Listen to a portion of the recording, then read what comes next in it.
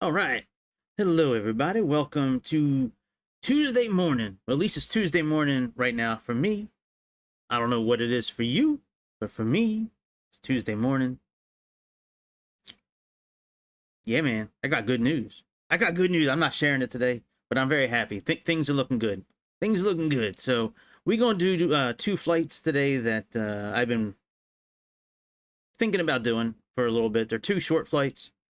One's using the British Aerospace BAE-146. It's a real flight from QANTAS. I had no idea that the BAE-146 was still a passenger plane. I thought it was all just cargo at this point, in its career, since it's a very old airplane. And then we're flying the DASH-7.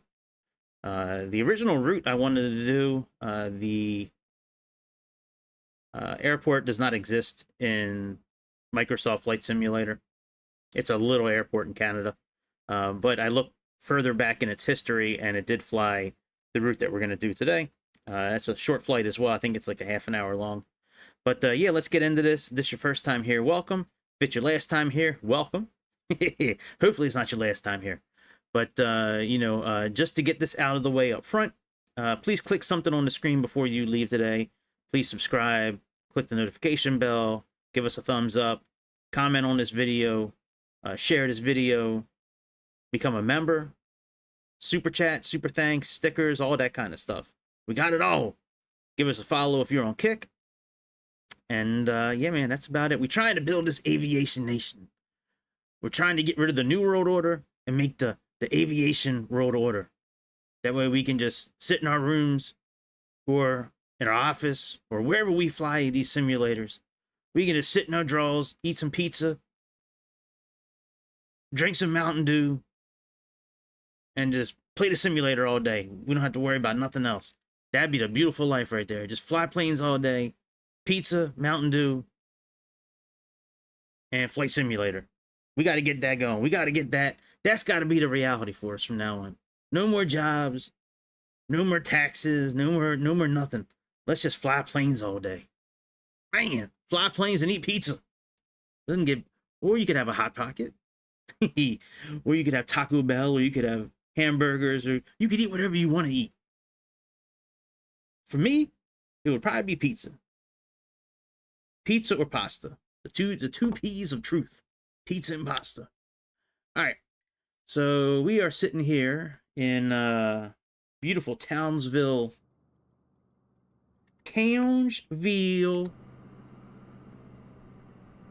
Australia, with our QANTAS Link BAE-146 200.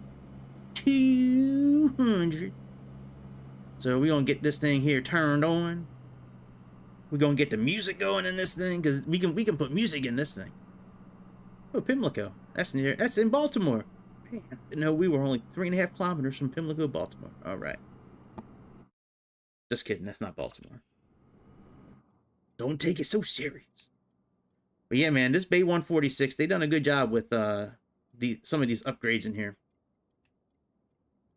We can now go back here. We can, interact with the intercom.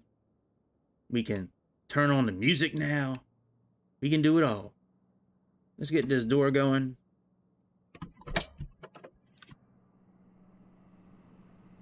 Oh yeah.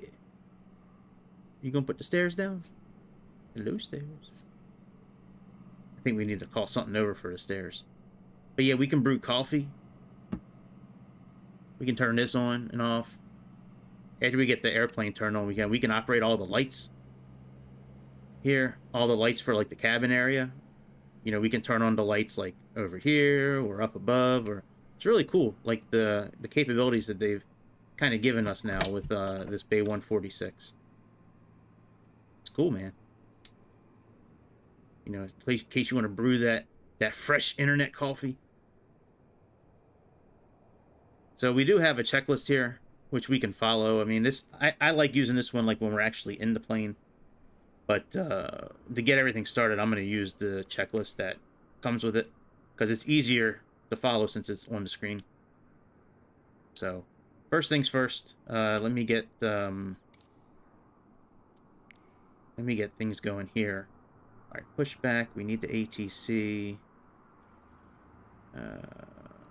Weight and balance is good. VFR, weather. Okay, all right. So that should be okay. All right, this is a pretty standard issue, just flight tablet. Let's get our flight plan pulled in. All right, there's our flight plan. Now I built this to go to 12,000 feet. Typically, you can go up to like 25, 30,000 feet in this airplane, but, you know, it's a short flight, and I want to try to stay a little closer to the ground. Because I like looking at the ground while we flying. So we got that. Let's go to aircraft. All right, import sim brief. All right, let's get our ground power connected.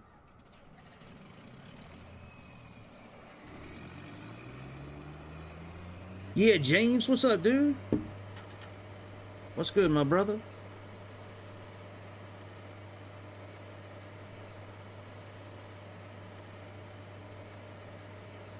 What's good, James?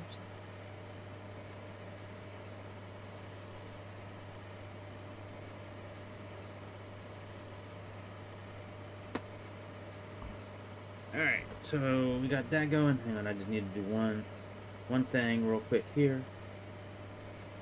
On my tablet. On the tablet of justice. Alright, that's good. Alright, let's go ahead and let me get some stuff turned on, and then we'll bring over our weights and balances and all that. So, let me get this checklist going. Alright, landing gear. Landing gear's down. So we can click that. Alright, weather radar is off. Let's turn this to 15. That's just all the way over until it stops. Alright, transponder, let's put that thing on standby. It's already on standby. Alright, flaps and brakes, that's all good. Alright, let's turn on no smoking sign.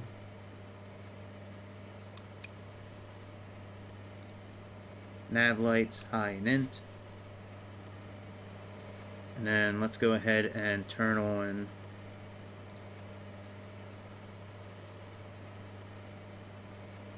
sweet. Yeah, the SU-57's awesome, man. That's a great plane to fly. Hope you're having fun flying it.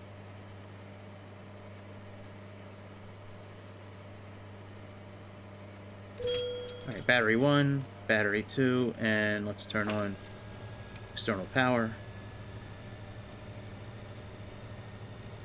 Battery 1 looks good, battery 2 looks good.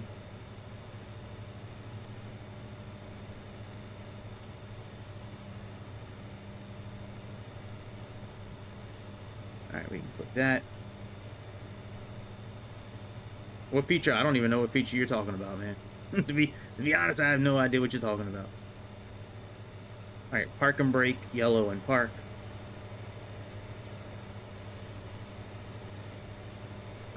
Yep. Yellow and park. You can also tell right here, this is what they're talking about, yellow and park. See, it's got hydraulic fluid pressure built up. Alright, let's turn all the master switches on.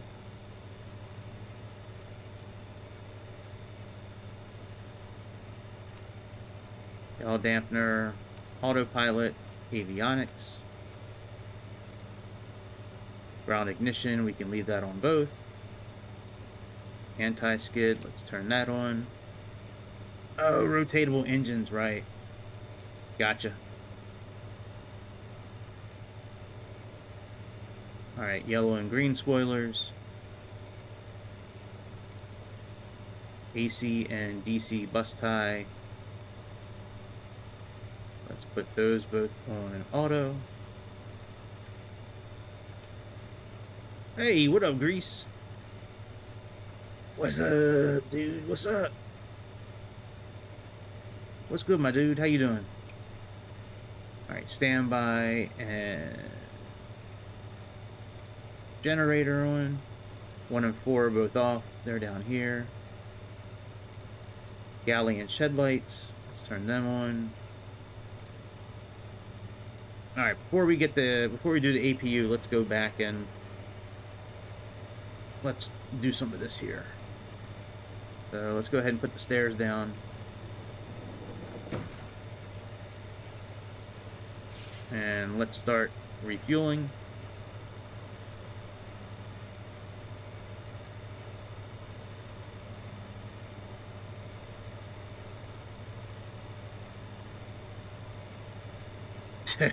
I hear that, man.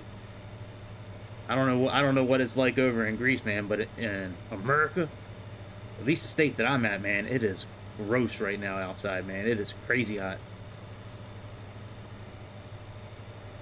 Alright, refueling's complete. We can now click on the passenger button. We'll do boarding over 5-minute period.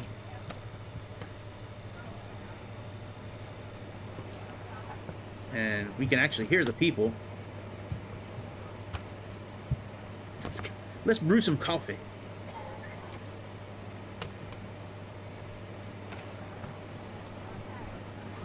Now we got all the lights on that we need right now.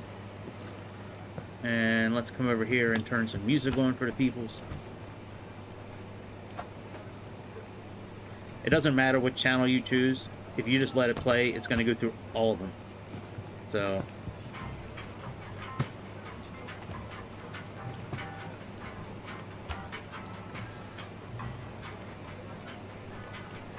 that's what you were filming for. Gotcha. Yeah, that one helicopter, man. I can't wait to get that thing, man. That thing's gonna be awesome. The one that one I commented on. All right, that's all good. We got the Bossa Nova playing for the peoples. We got coffee brewing. Life's good. Nobody fucking in the bathrooms yet. That's good too. I mean, I guess you guys, if it's that hot, I guess you guys get some, like we get in America where, like, fires just come out of nowhere. You know, like in the forest areas. I guess you guys kind of get the same thing, too, over there. Since it gets so hot, it just starts lighting, stuff on the ground just starts lighting it on fire. Alright, APU generator on. Yeah, it's a big helicopter, you're right. Can't wait to get our hands on that thing. Alright. Left inner on. Let's go ahead and all the fire handles are in.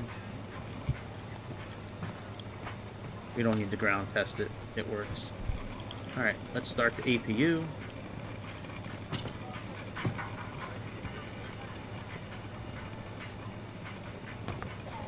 While that's doing its thing, let's put this up to 12,000 feet. Oh, actually, it's already on 15,000. We'll just leave it there. Townsville ground, Cessna Victor Hotel, Lima, November, Quebec, with Quebec ready to taxi IFR. Yeah, I think you're right. I've seen that, hang on, let me turn down the volume of that lady talking.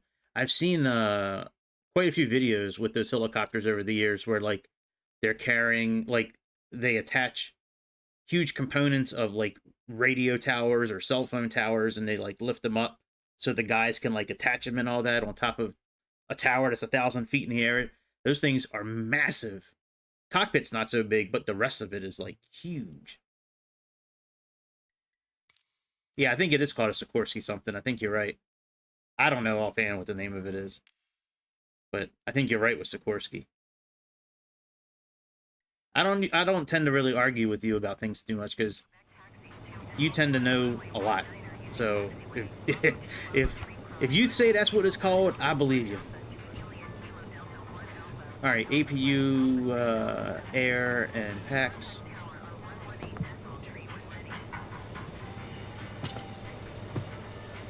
All right, landing gear. We got 3 green. MSW.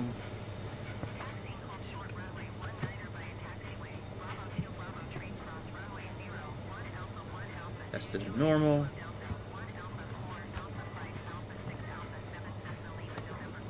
Overhead annunciator test. Alright, that works.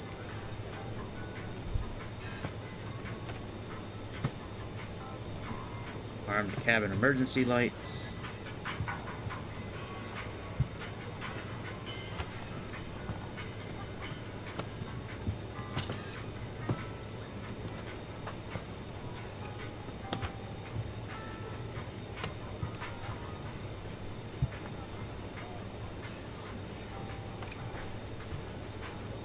Alright, ground test, ground test checklist, okay. Yeah, that's fine.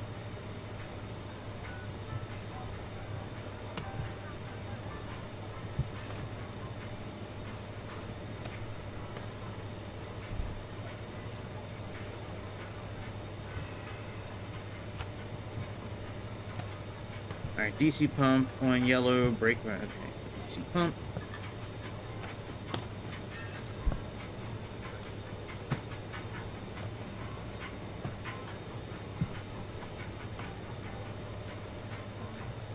Alright, the pressure did go up a little bit on yellow here. We can turn that off.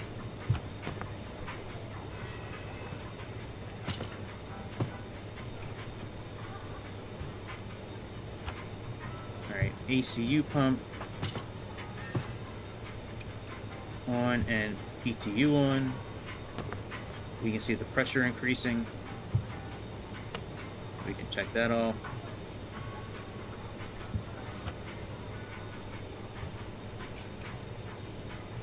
Alright, flight deck emergency lights. Let's arm these bad boys. Cabin ring almost. Yeah, I know, I saw the Huey as well, that was cool. Yeah, you were saying that they were both going to the same fire. That's pretty wild, man. That must have been a big fire if it had two helicopters going to it. Alright, yellow dampeners, let's turn those on. There's no oxygen mask to check off anywhere. But the oxygen main valve is over here by Giga Chad. Wait, are you? Oh, it is Chad. Oh, this is the Chad. Oh, this motherfucker here. I hate this guy. Don't look at me. Look away again. Look away. No, no, no. Don't you look at me. That's right, you look away. There you go. Alright, let's put the oxygen on. What? Golly, 4 helicopters and 2 planes. Damn, that's a big fire. Jesus. Alright, let's get the flight management system all set up. Oh, this system. I forgot about this system. Damn, this system's a pain in the ass. Alright, power.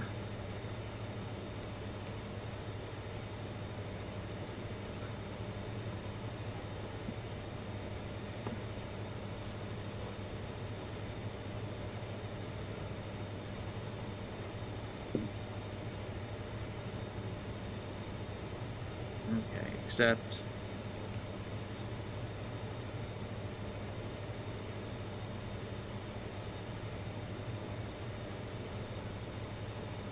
Alright, let's go to flight plan. So let's plug in our, hang on, let me pull up. Actually, we got the flight plan right here. We'll just do it this way. Alright, boarding is complete. Next is deboarding. No, we don't need to deboard. We're good. Alright, let's go to our flight plan here. So we have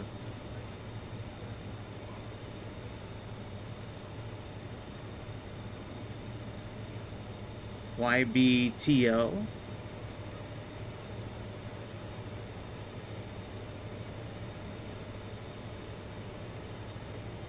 Yeah, that'd be cool. I'm so excited for the new simulator. I'm partly joking when I talk about the aviation nation order. Partly joking about it. Like, that would be cool if we could just sit in our underwear, eat pizza, and play simulator all day and have the government pay for it. That would be awesome. I partly joke about that when I say that, but there's a big truth to it too. Like that would be awesome if we could do that. All right, let's put in our next waypoint. We got all right, TL.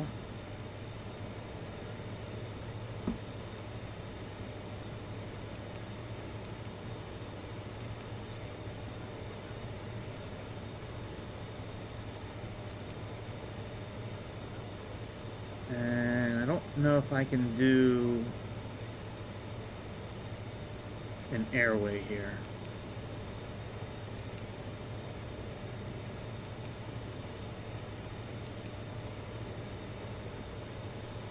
You know what? I think I can.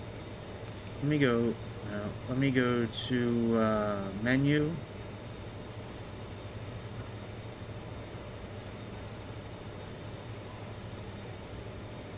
No, not menu. It's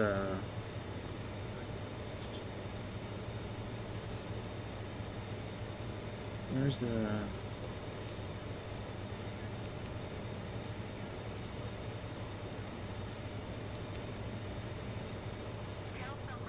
All right, let's go to list. Hey, we can do airways. Look at that. All right, what airway is it again? Wow, that's cool. We can do airways in this airplane. V308. Alright, of course it doesn't show up here yet, so let's go next. Here we go, V308, so number 8. And we are taking that to Baria.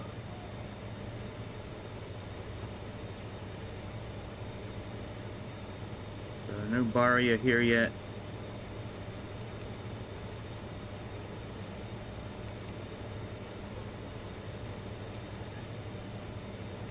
Come on, Baria. You gotta be around somewhere.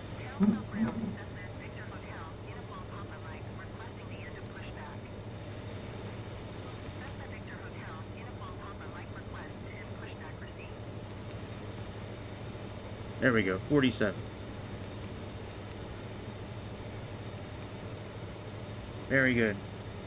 Yeah, in one of my videos, one of the videos I made the other day, I've been making videos again, like recording videos, not live streaming, but recording and editing and all that. In one of the videos, I said we got to get rid of Klaus Schwab and the New World Order, so we can make the Aviation Nation Order.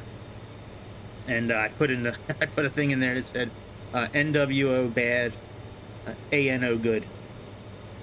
But yeah, I thought that was funny. Alright, and now we got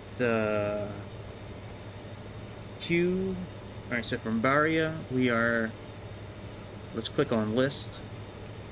Let's do airways again. We're doing Q67. So 1 and enter.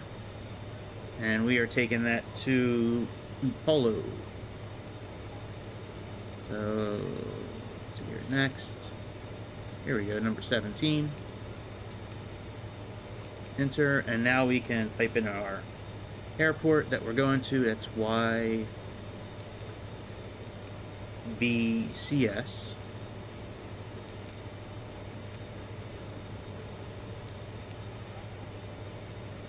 Accept. And now we need to pick our arrival, so click on it, go to menu, let's go to arrive, and we're going to try to do runway 15, so let's do 1, enter. We're going to try to, we don't have a star, so we can just click enter. Oh, I guess not. I guess we got to click now we should have a that's a bit troubling that it didn't give me a it didn't let me choose what kind of landing, like what kind of approach. Let me see if I can. I wonder if I actually really need to pick one of these. I hope not.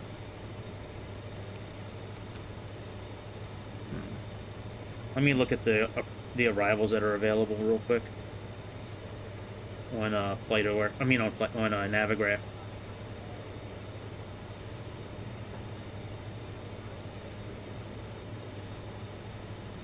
Oh, okay. We can do Apollo 9. All right, Apollo.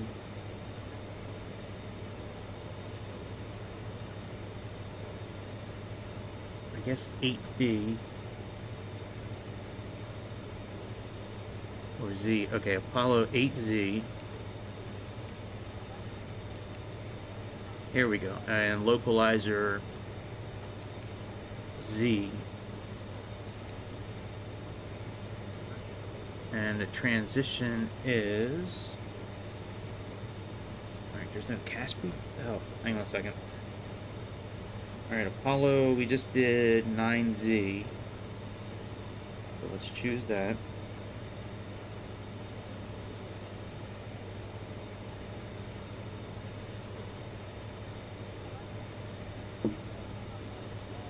Transition is going to be... I guess we could do C-15. Sunny, rainy.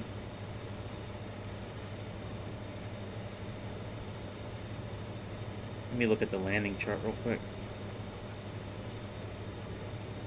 Alright, definitely not sunny. I'm sorry, definitely not rainy. Definitely not gun row. I don't see sunny anywhere. Alright, we'll just do CI-15. Alright, now we're good. Alright, very good. So our flight plan is now built. In it to win it now. Yes, sir. Alright, let me put this back up. Alright, so that's all done. There's really not much else we need to do in here. VNAV, this will activate as we get closer. You know, it'll show us the... It's a really good VNAV system. It'll start operating once we start descending. Nav, we can change our heading in here if we wanted to. Like right now, that's what we're heading, but if we wanted to change it, just type in what we want and then hit enter, and then it should, you know, when you're an autopilot, it should move over automatically. We have holding patterns we can do, like holding fixes we can do in here. I mean, the system looks antiquated and old, but it's got a lot of stuff that you can do in it. Like we have, once we get in the air, we can do like we can set up holding patterns in here. It's really crazy, like actually the stuff that we can do in here. All right, fuel. All right, very good. So let's finish our checklist. All right, departure briefing is done. Let's turn on all the radios.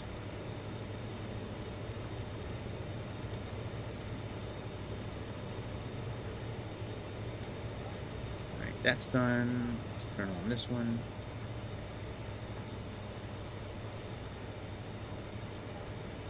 And let's turn this one on.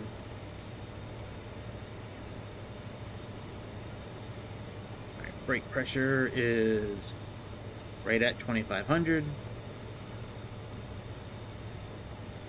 And there's no reason to top it up. We're okay. Alright, all the hydraulics are off already. Alright, fuel center transfer.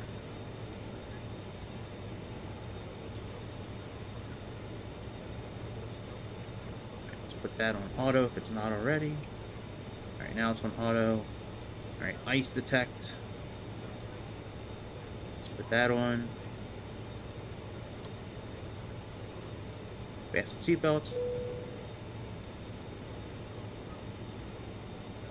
Fuel quantity.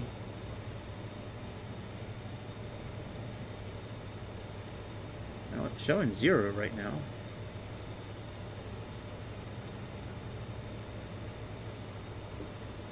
Oh, that's fuel flow.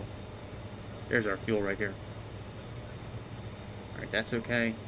Alright, data recorder. If you really want to play with the data recorder, you can. It's all manual. You know, for date, month, flight number.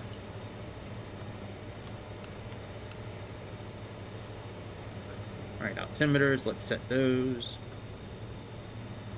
it is currently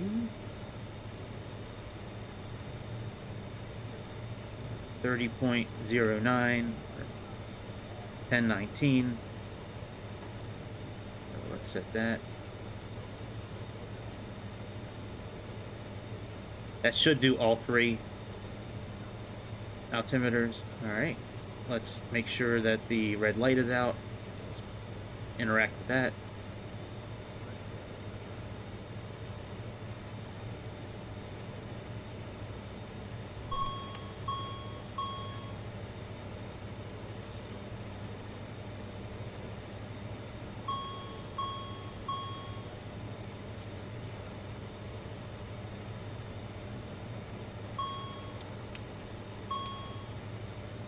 Alright, that's good.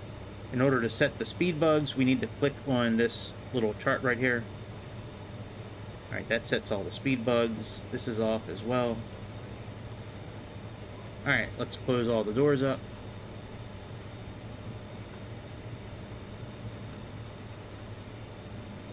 Now, I don't know about... Oh, are they already... Hold on, did they already close the passenger door? They sure did. Alright, let's close this door.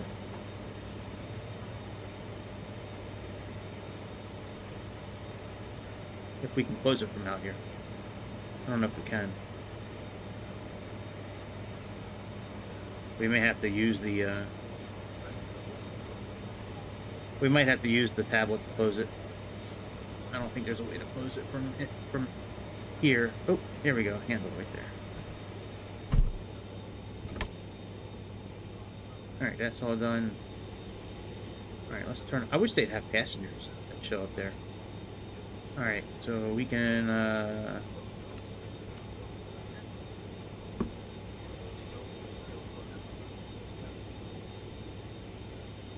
let's see here. Let's see what lights do what.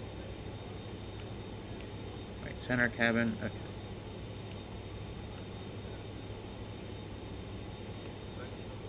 Alright, entryway. Lights there.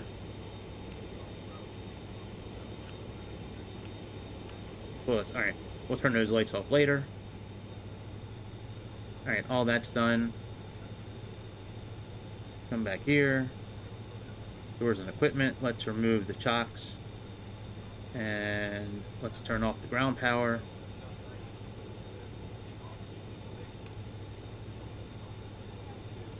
Now let's remove the ground power.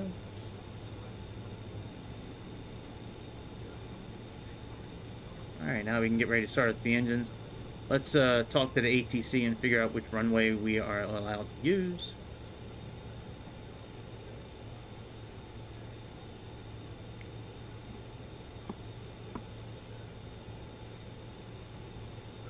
Townsville clearance delivery QFA 729er7 IFR to Cairns, ready to copy.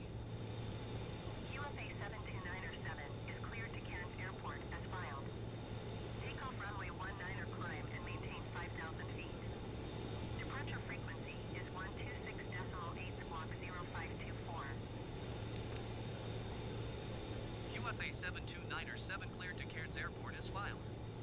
Takeoff runway 19er climb and maintain 5,000 feet. Departure on 126.8 squawk 0524. QFA 729er7 read that correct. Contact ground on 121.8. Good day.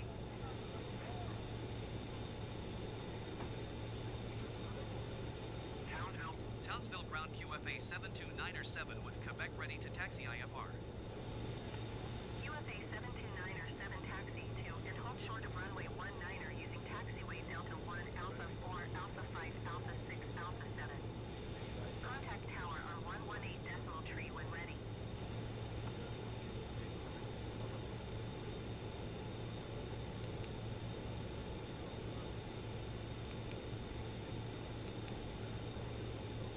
Taxi to and hold short runway 19er via taxiway Delta 1 Alpha 4 Alpha 5 Alpha 6 Alpha 7 QFA 729er7.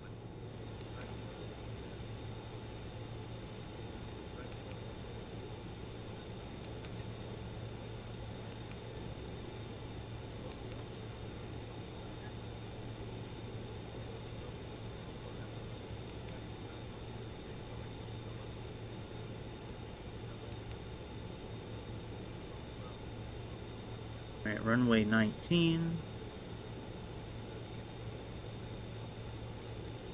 Let's do number 3. And then enter.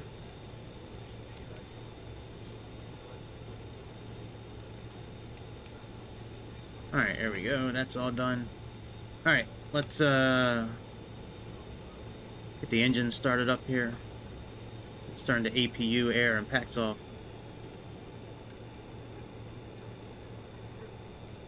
Engine anti-ice on. I don't know why we turned the anti-ice on when you started this airplane. That's a little strange, I think, isn't it?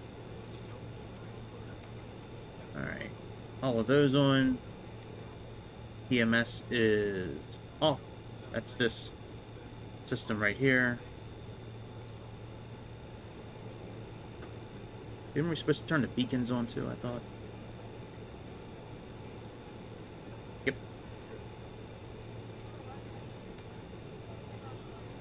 Alright, engine start power normal.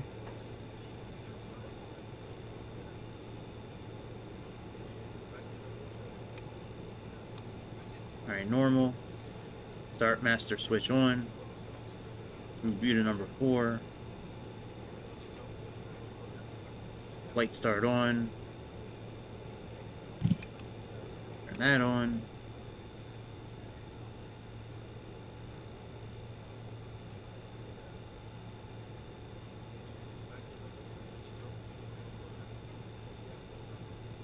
Alright, just kidding. Just kidding, guys. Alright, we'll start the engines this time.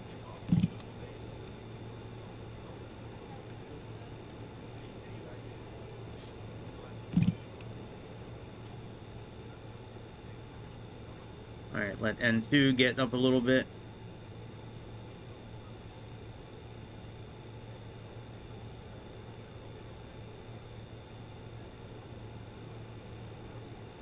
Put some fuel on.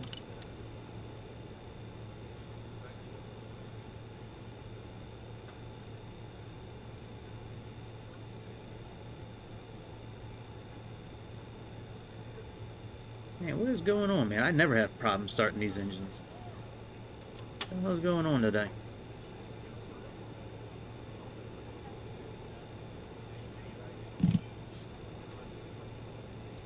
Alright, let's do this. Master start on.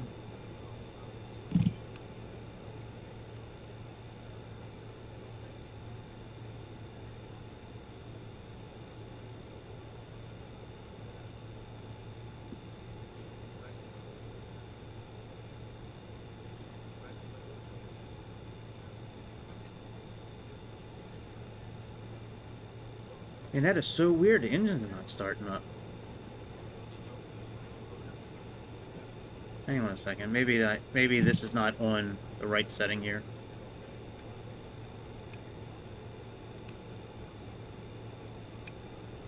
Alright, let's try it now.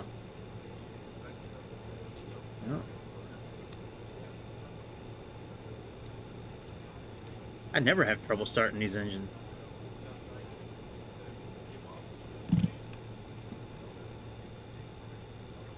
There we go. Looks like I just had to redo that switch again. It gets very finicky when you first start. I guess I had to flip this switch again. Just starting all the engines, it's the same process.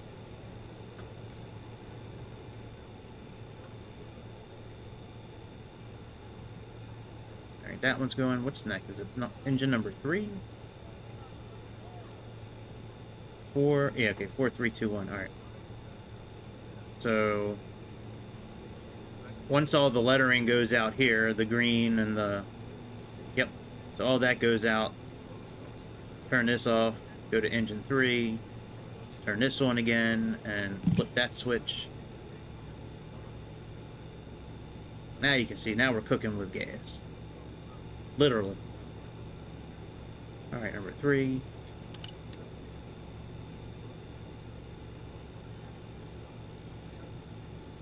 Put our altitude up to 5,000 feet. That's what they are letting us go up to, which is fine.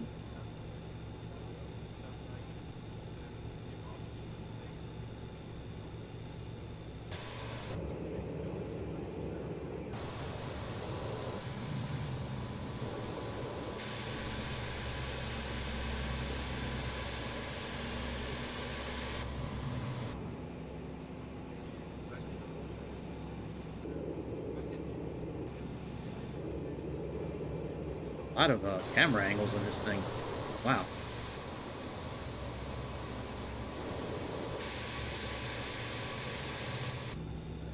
Alright, let's do number 2. Turn that off. Go to number 2, put that on.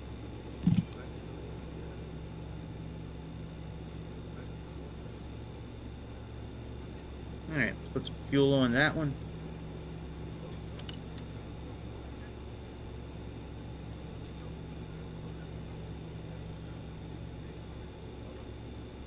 In the meantime, we can put our flight directors on. That's going to be coming up on the checklist coming up, but we might as well do it anyways. And then we need to go to RNAV, which is GPS navigation. The other nav is like VOR, localizer navigation. Alright, that's all done. Alright, let's put on the last engine.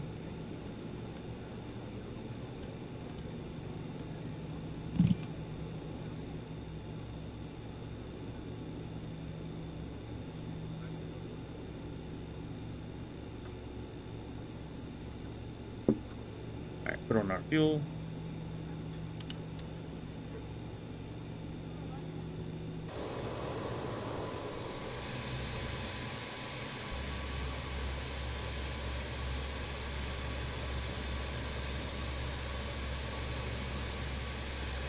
Actually, let's put on photogrammetry now. Now that the airport's already loaded, we can plug this in.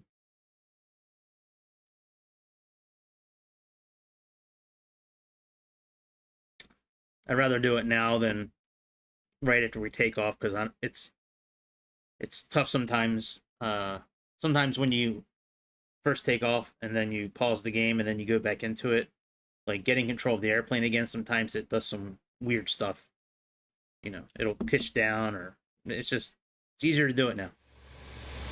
At least in my opinion.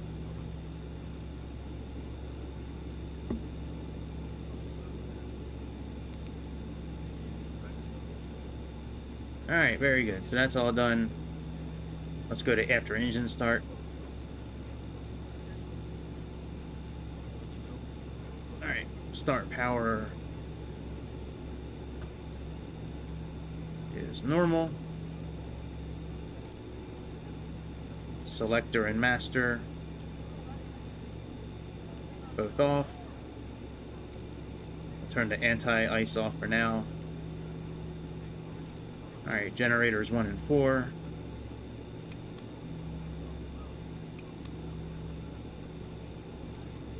Brake fans. Auto. English 2 and 3. Engines 2 and 3, but when we have it on GigaChad, when we have GigaChad helping us, he says English 2 and 3. Alright, AC pump and PTU both auto and on. So, auto and on. Let's turn all the heaters on.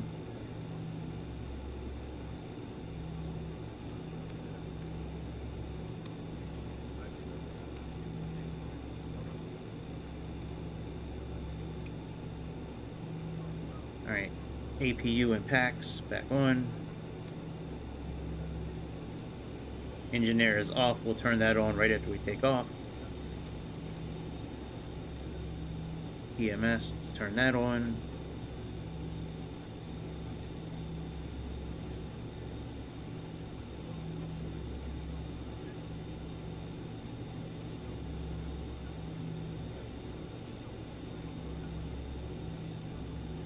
Put that on takeoff mode.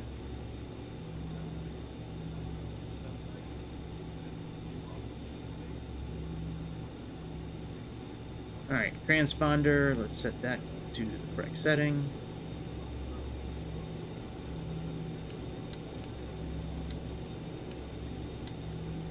Alright, TARA. Taxi lights on. Let's do that, and taxi lights are down here.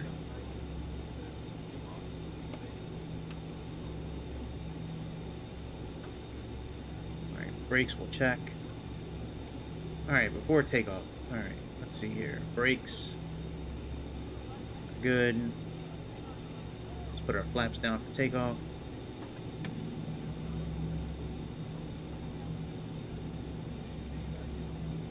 Check our flight instruments out.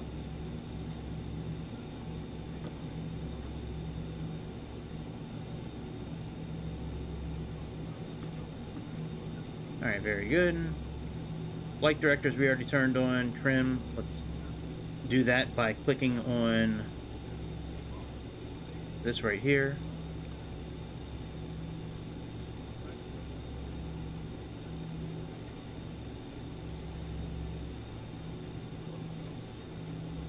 Alright, let's test our configuration.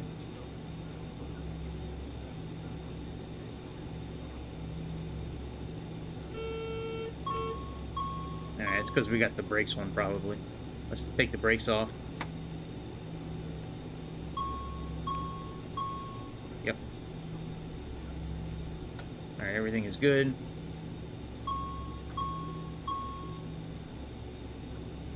Hang on. Let's test it again, now that that mooring is off. Yep. Alright, everything is good. Alright, continuous A and B. Secure the cabin. Cabin crew, please take the seats for takeoff. Weather radar on.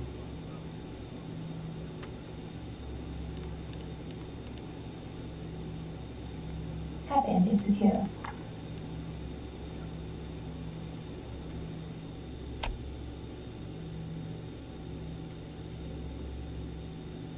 Alright. That flight recorder, by the way, this will go off once we start rolling.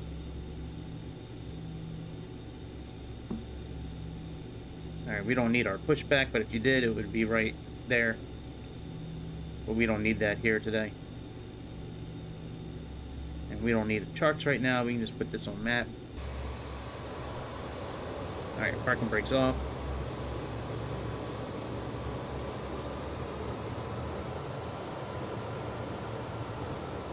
They see me rolling, they hate it. Keep me riding dirty. Don't catch me riding dirty. Don't catch me riding dirty.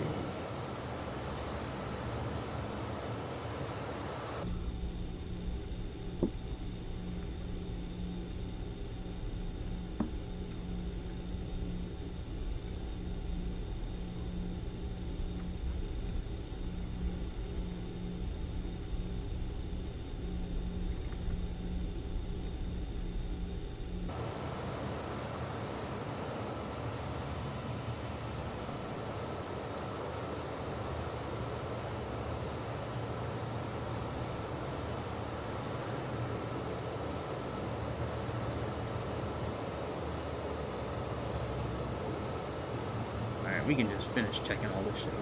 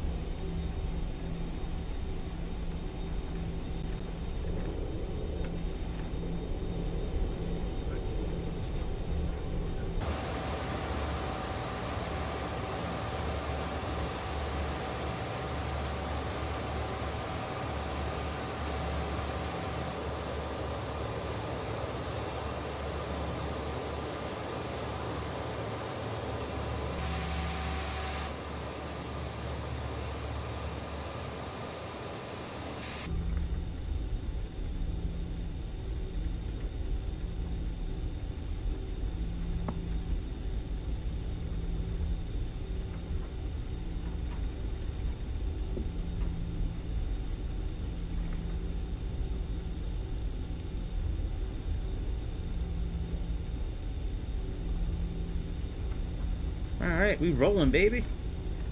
We rolling, baby.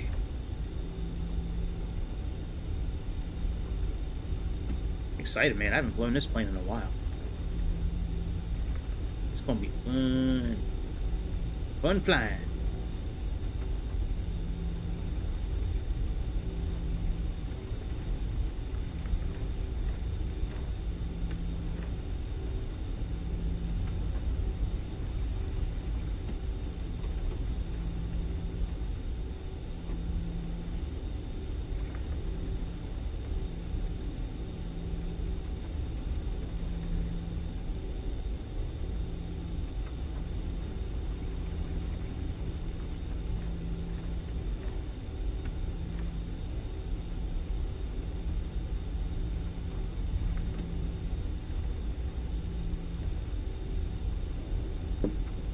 Man, we got a long way to go.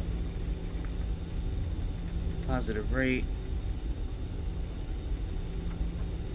Set climb power. Alright. Very good.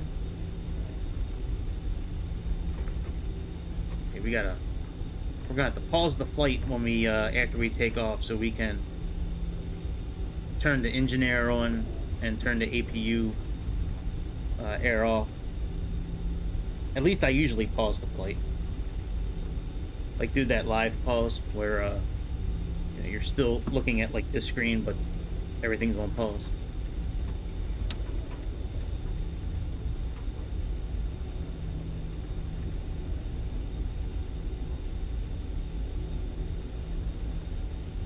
And then after we do that, once we get into climb speed, then we got to turn the, I believe it's the AC pump and the PTU off, I believe.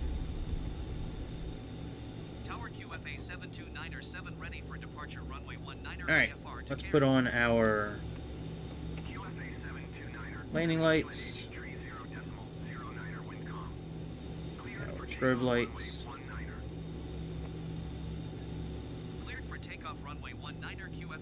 no warnings. Alright, so let's go ahead and start rolling. Now since we have no screen, you know, no digital screen, we have to follow this CDI indicator here. That's going to be our main source of navigation while we're in this GPS mode.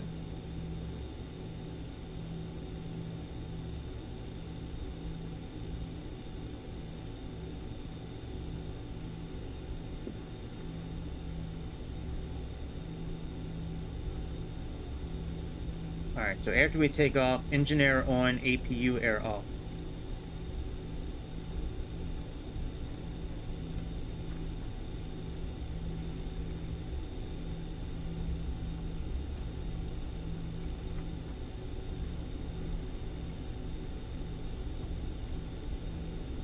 And we have to sync the TMS. Alright, very good. Very good, let's roll, bitch.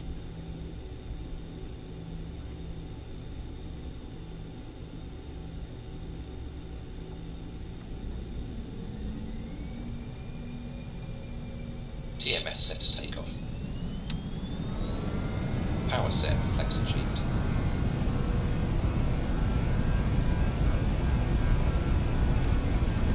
Speed alive, both settings.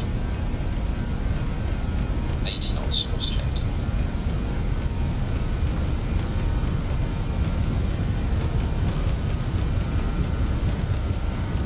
V1, rotate.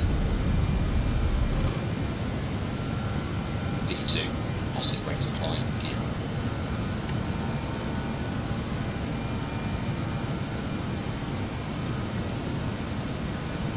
Okay.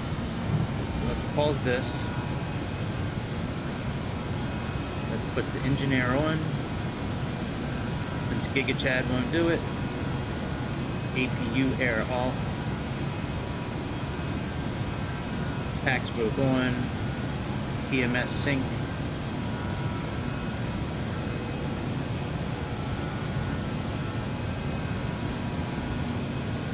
And then as we climb, after we make our turn, we'll turn the PTU and the AP and the AC off. APU, PTU. Okay, very good. Alright, let's continue.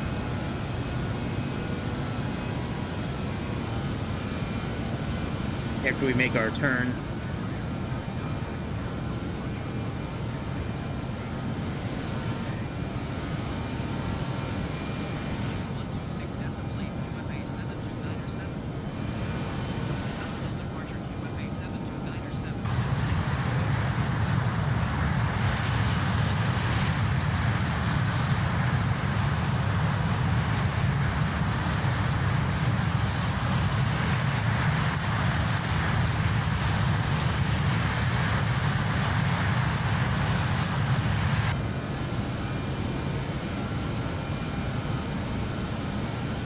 Get our nav ready.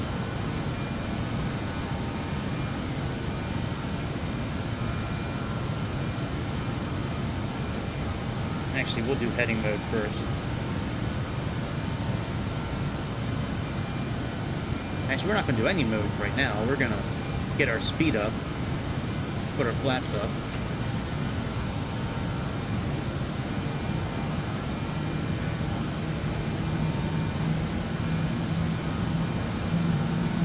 Get our speed up to about 250.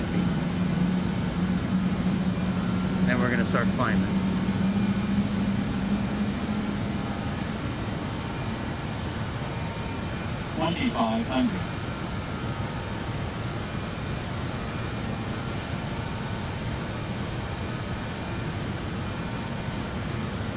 Alright, let's click IAS and autopilot on. Arm the auto throttle, sorry, the altitude, and let's turn this off, and that off, and put ourselves in MCP.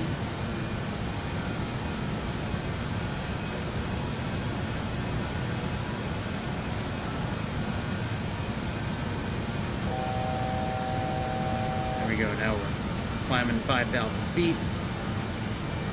We're lining up on our deal here.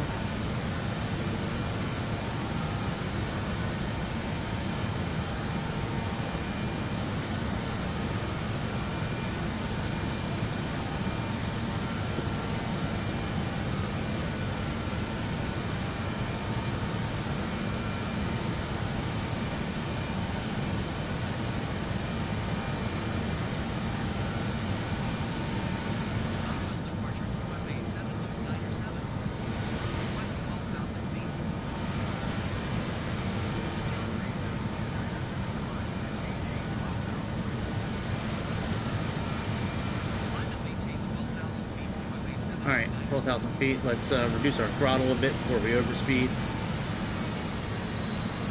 And then once we get back to... let's click LNAV. Once we get back down to 250 knots, we will resume our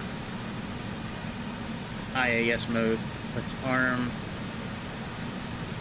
altitude. And let's click IAS here when we get down to about 250 again.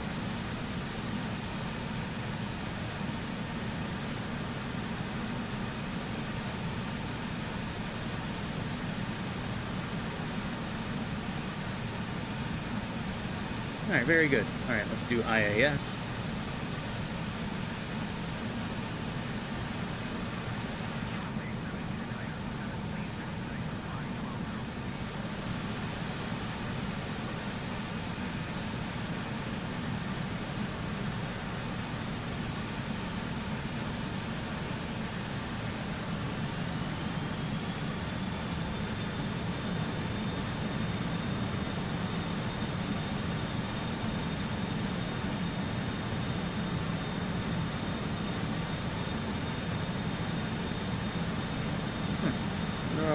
We're not giving up. Now we'll just do it ourselves. Pull this up.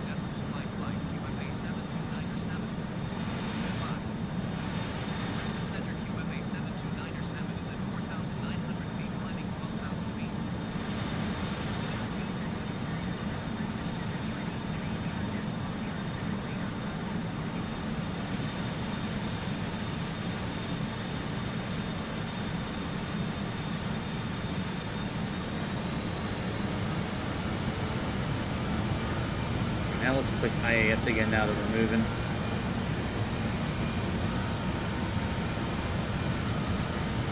There we go.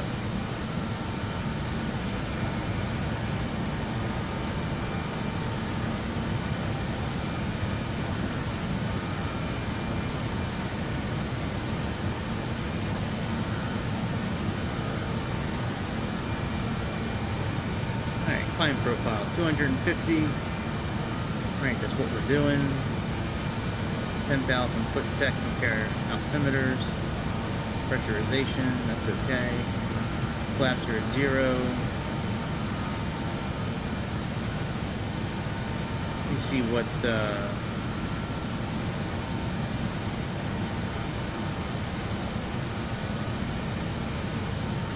me see what our transition altitude is. Check the approach one. I think we're doing it runway 15 here. Localizer V.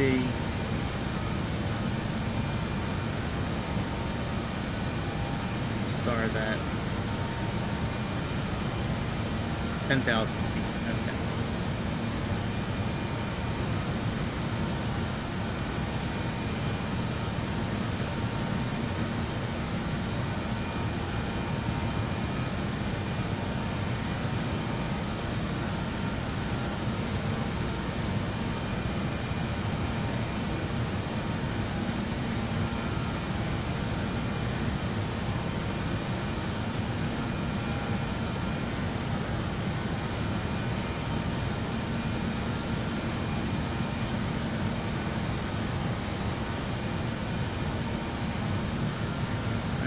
Standard pressure.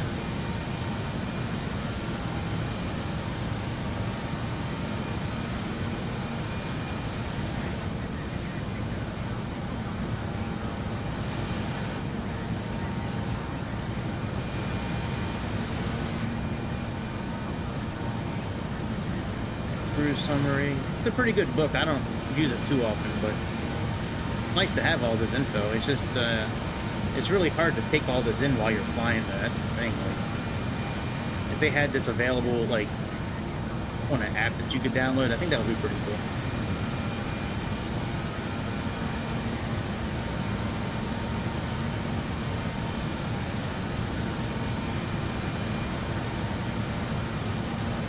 Screen. Oh, screen, show yourself.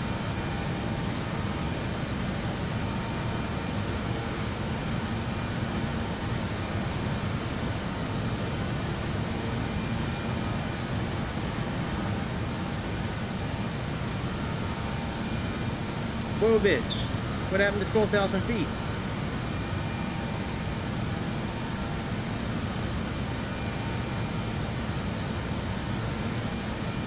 Alright, let's put target. Let's go sync.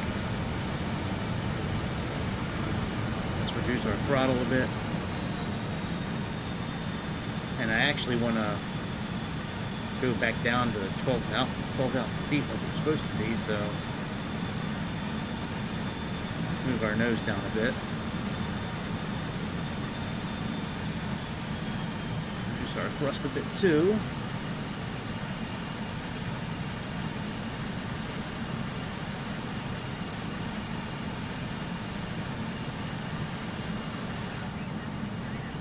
I know, I'm working on it.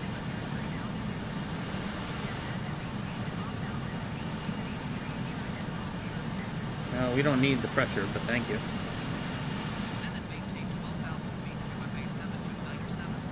Working on it, honey.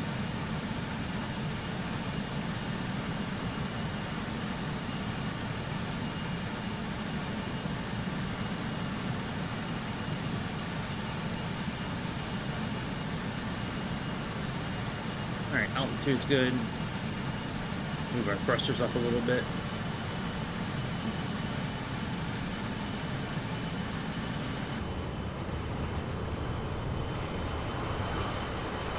We are golden, pony boy. We are on our way.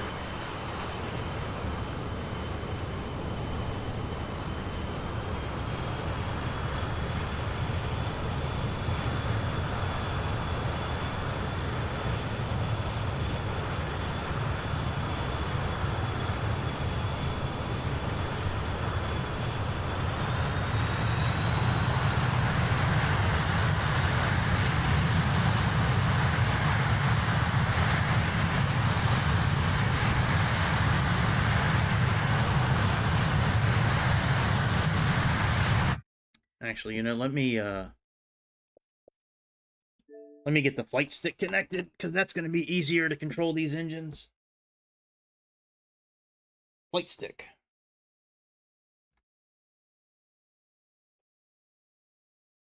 Connect it to my Velcro. And then I got to put a couple pieces of Velcro, one in the front, one in the back. Well, I can use anything, but these seem to work really well because these are the same height as the Velcro pieces that are stuck to the desk. But this, I put one in the front, one in the back. It keeps it balanced. It keeps it from wobbling. If I didn't have those two pieces in, this flight stick would wobble. Something fierce, like Sasha fierce, but it would be flight stick fierce. It's a stupid dad joke, I guess. All right, let's get this flight stick connected, and I think I have a BAE-146 profile, so it's much easier to control the engines on this airplane with the flight stick connected. All right, let's go to controls. I think I have the BAE, but if I don't, the 748 should work as well. Let's see here. Props, ATR, main, default, CJ, Dornier, Chinook, 738, F14, the Dash, default. It'd be cool, maybe in the next simulator when it comes out, instead of having to like click side to side, maybe there'll be like a list option where you can just click list and it lists out all of them. And then you can just choose from the list instead of having to like cycle through. All right, this should be set close enough. All right.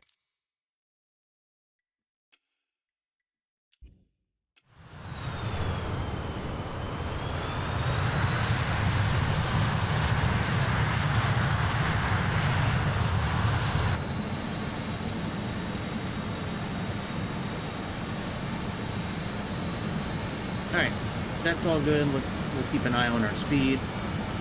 Let's flip this over.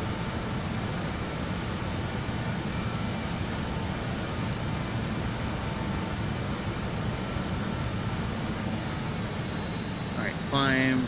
Alright, we're good. So on descent, we need to turn on the PTU again. That's fine. We got a little while before we need to start descending, I think. Let's look at our charts.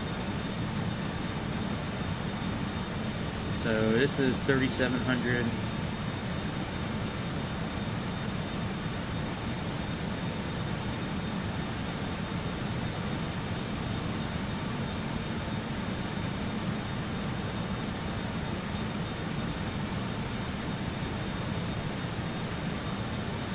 Yeah, 3,700. So let's find out how long it's going to take us to get down to 3,700 feet. Sync these two. 3%'s fine.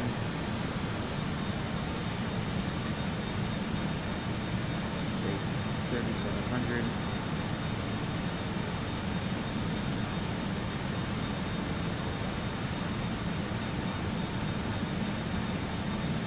So we'll need 26 miles to get down to 3,700 feet from here. All right, very good.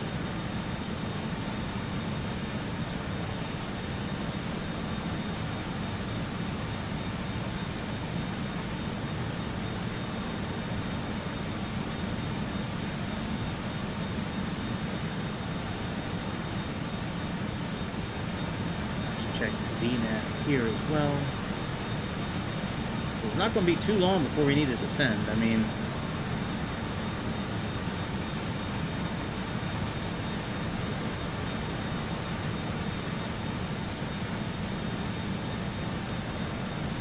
and let's also look on the flight plan. This is also a good spot to get the info from here.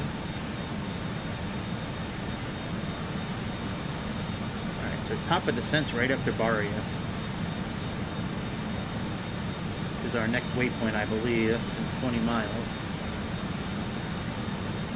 Oh no, okay, so we gotta cross Barria first. And then cross Baria, and then we'll start descending a bit. Okay. Alright, let's get our... So we have 109.9.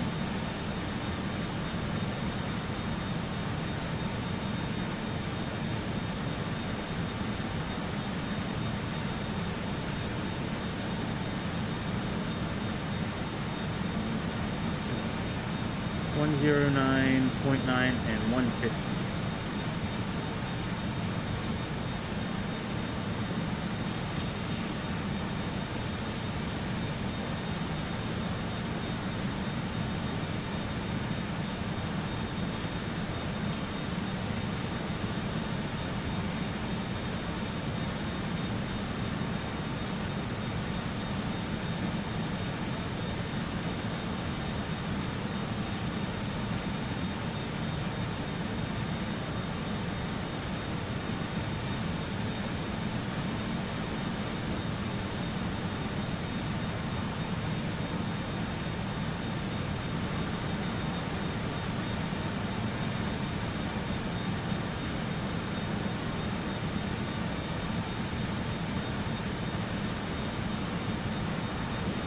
Very strange that the weather hasn't kicked on.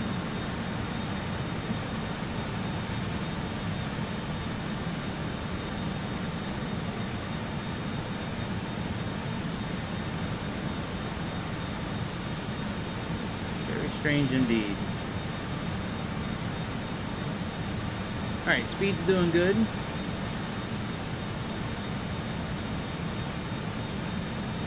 And we have... What did I say there? 364 is the ADF indicator. Yeah, 364.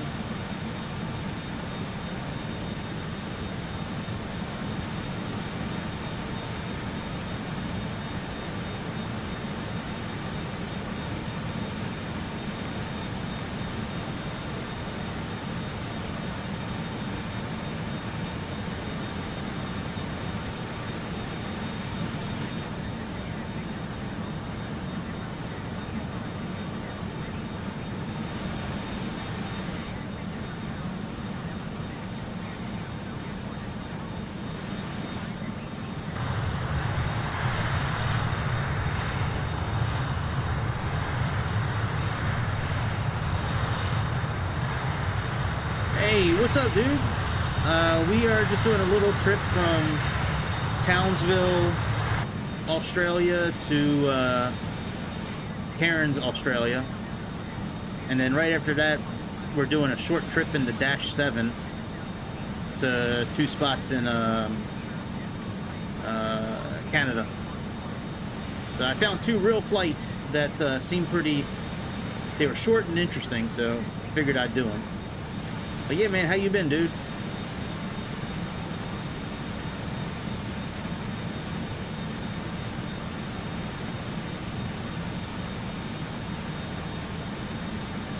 Alright, we're getting ready to turn towards Baria. And then after we get to Baria, that's when we need to start descending.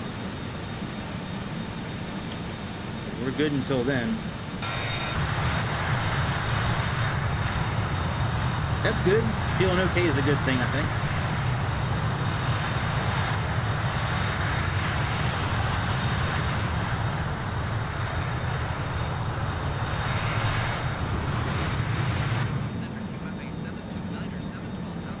Did you ever figure out what you were doing with the, I think it was DC-3, wasn't that you and I that were talking about that the other day?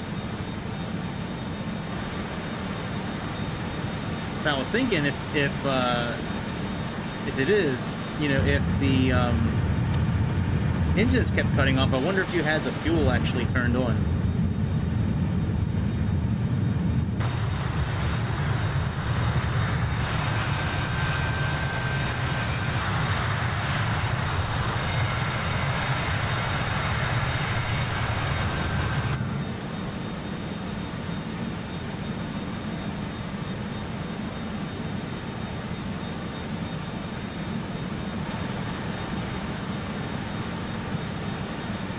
Yeah, that's what I was thinking. Because when I started it up the other night, when you and I were talking, I was thinking about that. Because yeah, the engines definitely will not start if the fuel's cut off. So, well, good. I'm glad you figured it out. That's good stuff. That's frustrating when, at least for me, it's frustrating. Like when you're going through all these procedures and you know that something's wrong, but you can't put your finger on it. But you're doing everything else right. And like it's that one thing that you kind of forget, but that's good, man. Glad you figured it out. Alright, let's plug in our decision height for this landing. So, alright, we gotta refer to minimums, so we gotta go here, go to arrival, go to approach, we have our minimums here.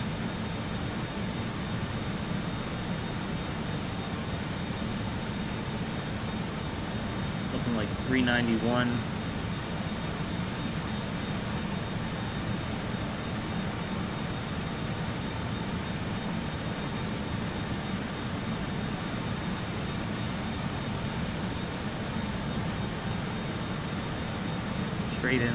Straight in landing. Oh, localizer is what we're doing. There's no ILF, so 781 looks like it's the minimum height, or the decision height, sorry. So, plug that in.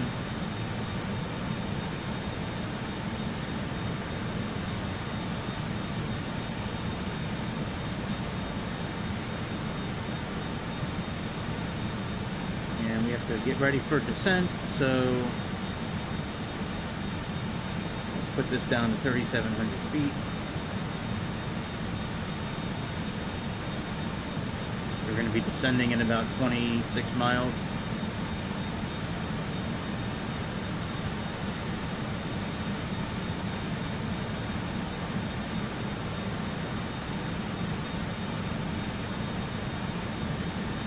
I don't think I have. US Air 1549. I can look into it. I've never... Let me write that down. I don't even think I've heard of that flight before. Let me write that down. Sorry if I'm making noise on... scratching noise on the microphone. US Air 1549, but I can certainly look into it.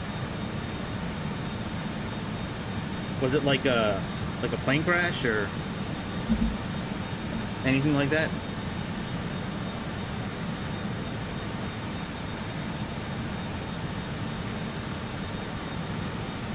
Alright, for descent, I believe we just need to turn the PTU back on. Yep, PTU. Okay. Let's get this little booklet out again.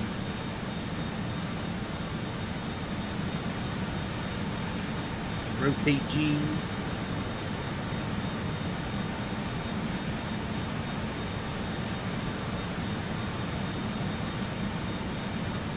Alright, descent. Top of descent. 290 knots. It's high speed.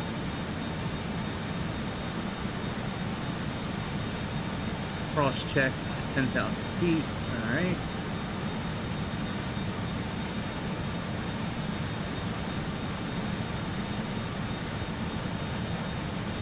Oh, the Hudson River flight. No, yeah, no, I've never done that flight before. I'll look into it, though. Maybe I'll be able to recreate it. Alright, so 2 to 3 minutes for top of descent. Alright, so we are about 2 to 3 minutes, so let's put the PTU back on.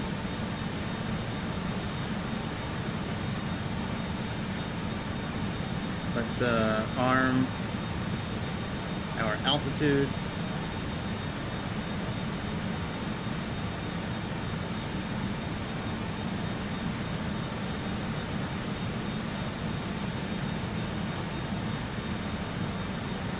Okay, let's hold for now. And then we'll arm it when we start going down.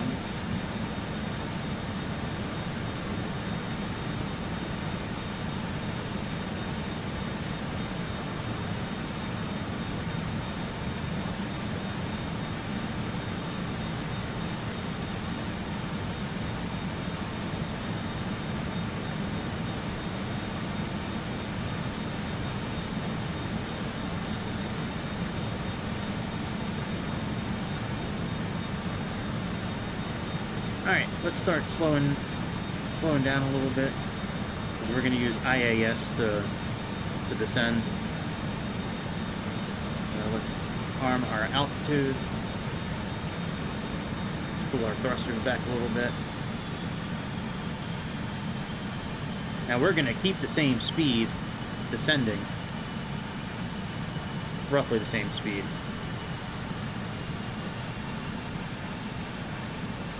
But if we click IAS when the thrusters were all the way up, then we're not going to descend, because then we have nowhere to go from there.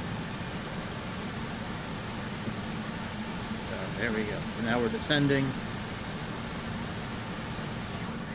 Let's click on this. No bitch. Climb and maintain 12,000 feet, QFA 72907.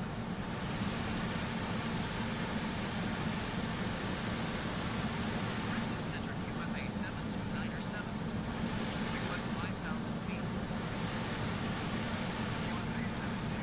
Actually, I might cancel the flight following. That's kind of annoying.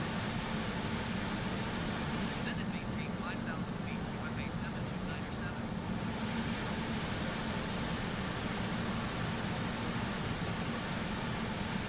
Brisbane Center, Yeah, let's QFA cancel that so we can 72907. follow our own plan. IFR.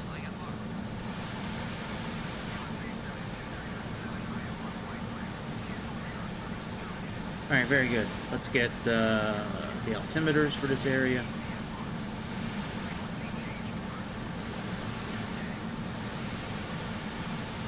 Brisbane Center, QFA 72907 is type British Aerospace airliner 29er miles northeast of Yankee Indian Foxtrot Lima 10,000 feet. 30.06. Request clearance to transition Charlie airspace.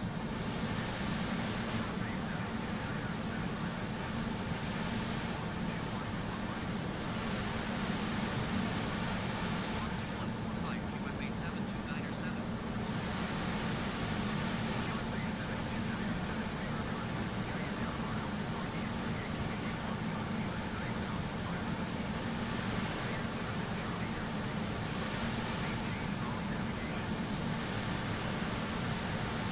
The Charlie airspace, QFA 72907.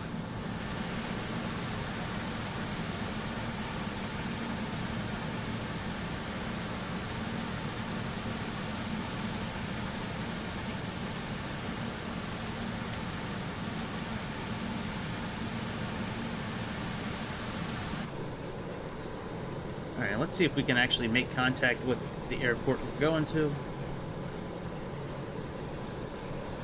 Yep, right here. Cairns Tower, QFA 72907 is tree 6 miles southeast 8,400 feet with Gulf to land. QFA 72907, Cairns Tower. QNH tree 0.04 with 10 tree and 7. Make left traffic runway 15. Make left traffic runway 15, QFA 72907. Alright, so we're going to make a little bit of a change of plans here. And they said 3.04, so make left traffic, so we need to go to the left of the airport, I believe. So what we're going to do is let's program in the VOR station, which is 113.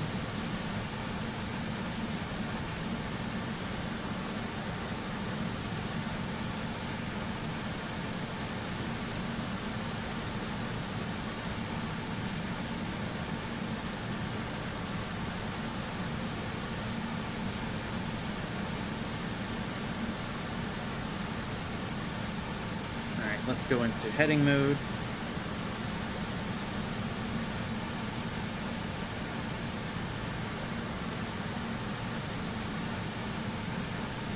Let's change this button here.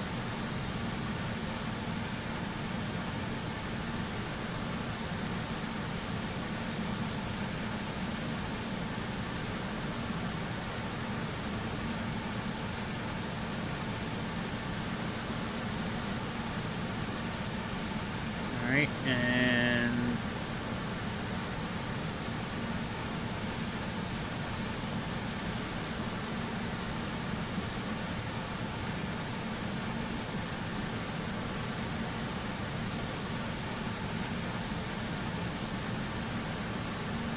We need to go on this heading here.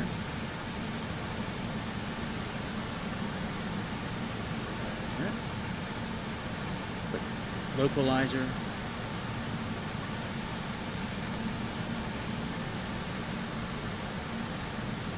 Very good. So we don't really need these charts anymore. We'll keep this one up.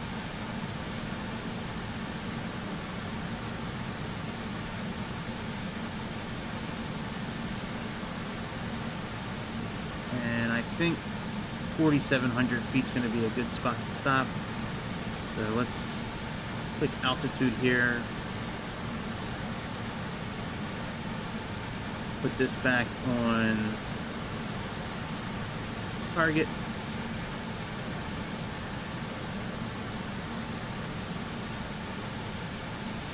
Turn the PTU back off.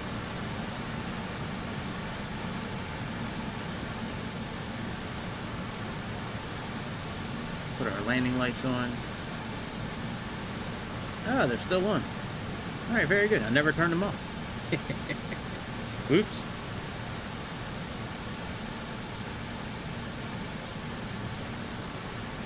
No, I haven't done Asiana either. I haven't done either one of those flights. No, I don't think there's been a plane yet that... So the closest thing to that I know of is the Chinook helicopter that came out from Miltech. You can carry buckets of water and put out fires. I might do that for a video coming up, actually. It's a pretty fun mission they have. They have 3 different missions that you can do that with. But as far as fires, that's coming... Like actual airplanes and stuff like that, that's coming with the new simulator in November. Alright, Asiana 214. But yeah, the only ones that I'm aware of for putting out fires right now is that Chinook helicopter from Miltech Sims.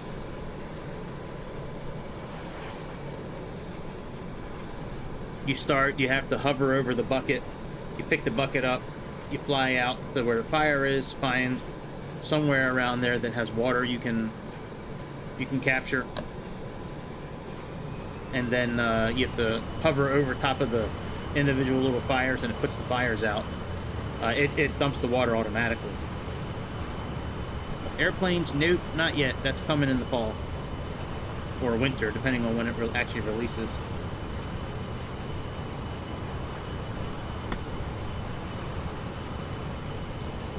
Alright. So we're at 5,000 feet. Let's get our speeds for landing. Let's click on this chart. Now that changes a few things.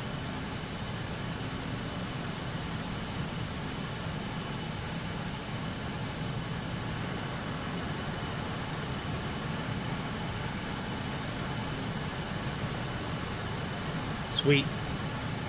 Yeah, I'm using the flight stick now, man. That flight stick is awesome. Having those pedals will help out too, man. That'll be good for it. That'll be awesome when you get those.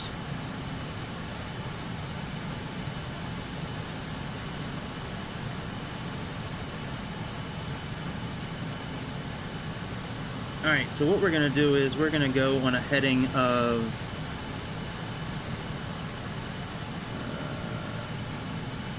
here... I don't see the heading indicator. Looks like a heading of like 350 something at least. So let's go into heading mode.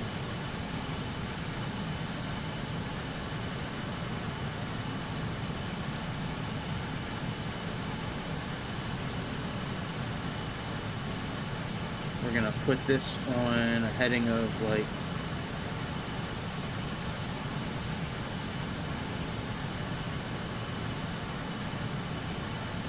this is what it looks like to me. Maybe not. That's north.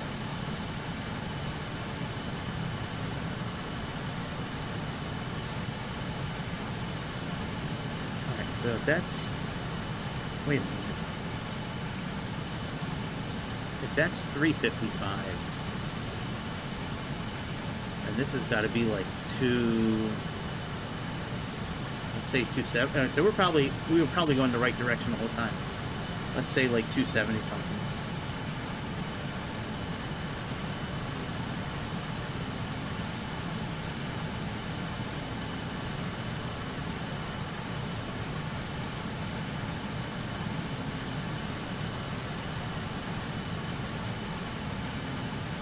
All right, that's fine. 283, and we need to. The DME for this is.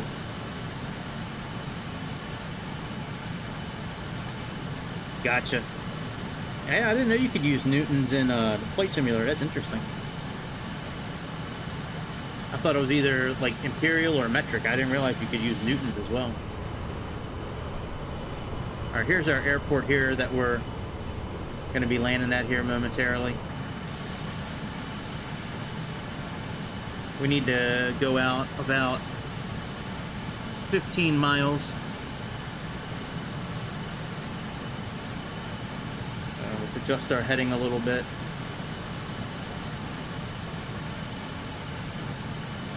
And let's flip our frequencies. Is that not picking anything up yet? Nope. Alright, so we'll leave it on 113. And the course we need to fly back in on is a course of 150.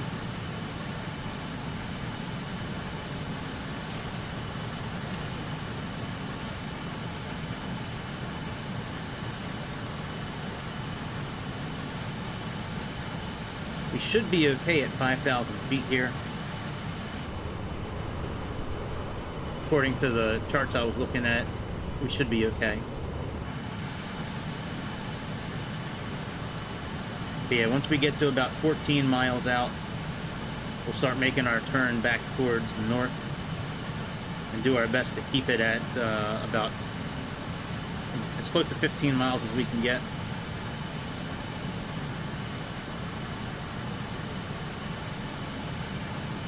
Let's notify the cabin crew for landing.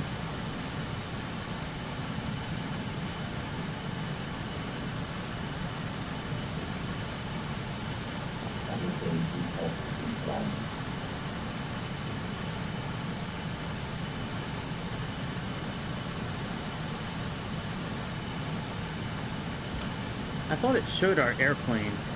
Oh, there we go. Okay.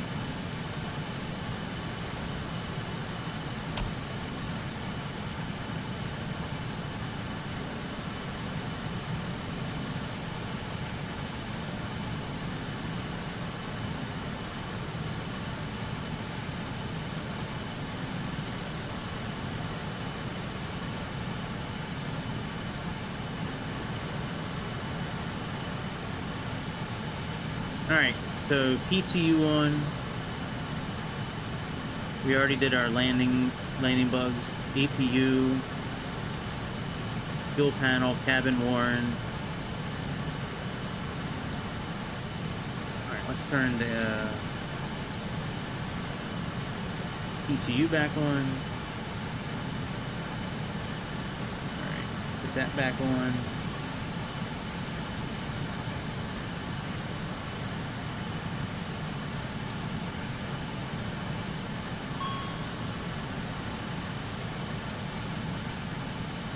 Yeah, I'm following this pattern here because the ATC told me left-hand traffic, so I need to come in from the left.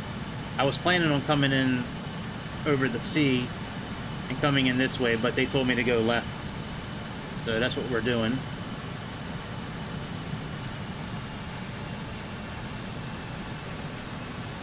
So what'd your brother do with the yoke?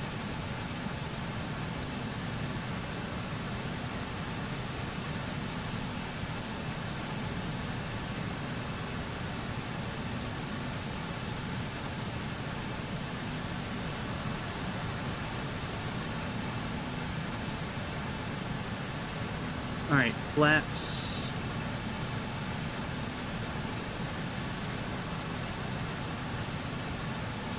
The 18 is 160.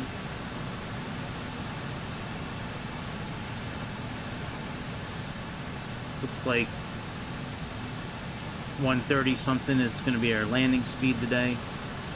So we don't put flaps down until we get to 160. All right.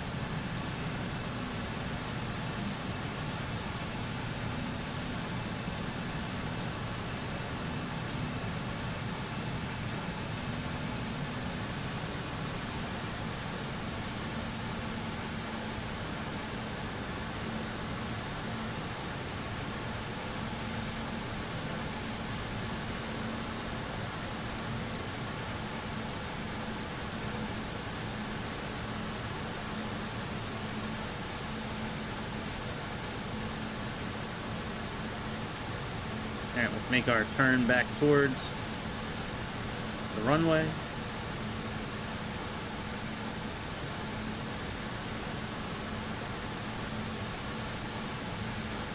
I don't think this thing has an ILS. Glide slope's alive. Oh, it is showing it. Well, I wonder if it will do an ILS landing then.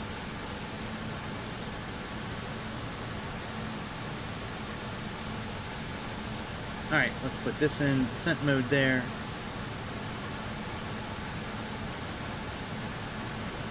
Ah, that's crazy. 2500. Maybe he did it by accident.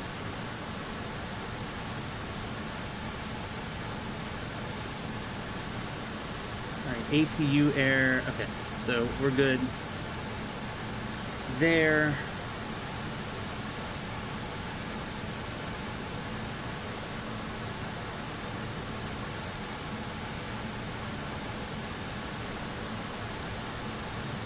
Localizer armed. Dry slope armed.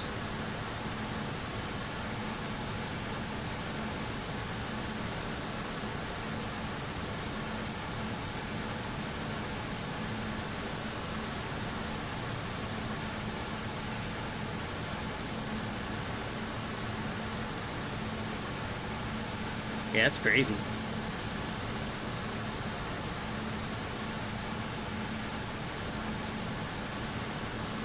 Alright, we might be able to do an ILS landing. I didn't think we could do one.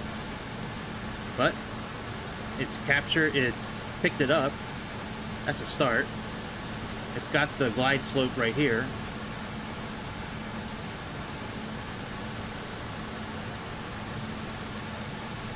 Ah, that's terrible, man. It's too bad you can't get it back from him.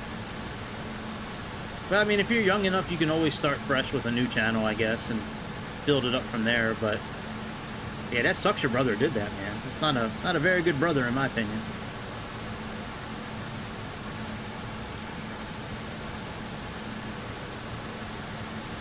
All right, let's hold off here. Speed checked below 205. Select flaps 18. Localizer captured. Alright, localizer is now captured. Flaps down.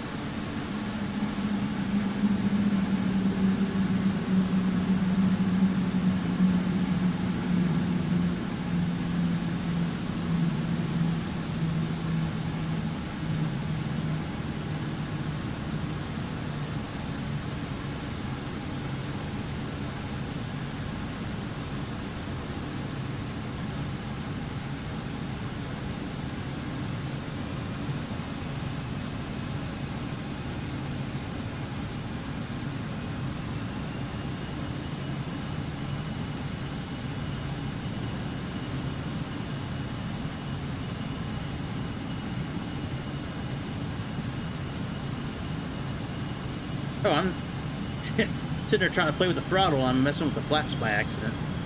Alright,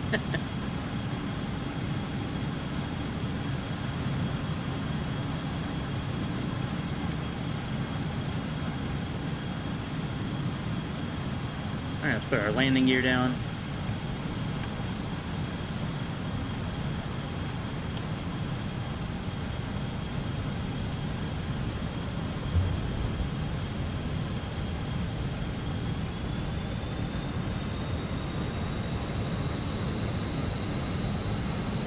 We should have captured the glide slope already, but I dropped a little bit too low in altitude.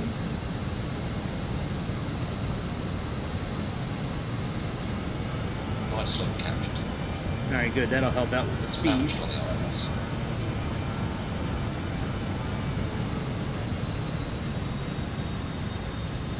All right, and let's go ahead and turn off the engine air. Put on the APU air.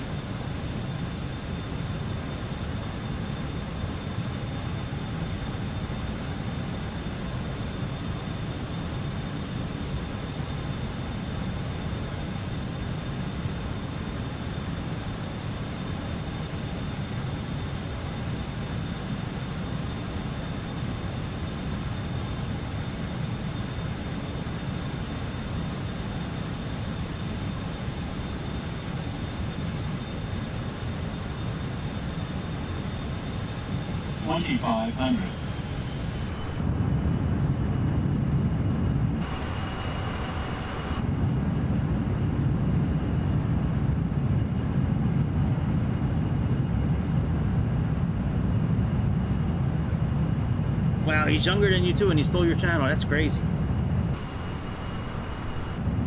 gotta get your channel back, my friend. You're the older brother. Tell him what's up.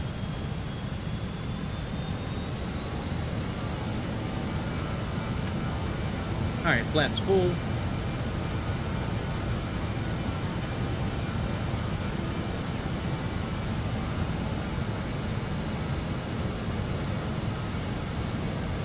I think that's it for our checklist.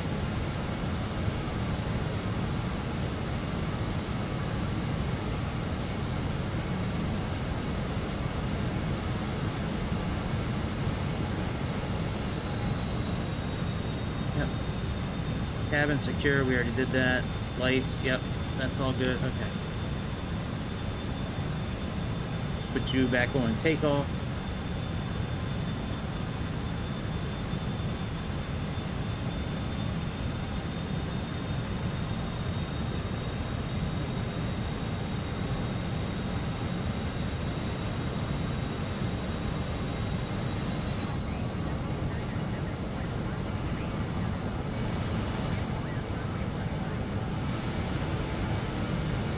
Clear to land runway 15 QFA 729er 7.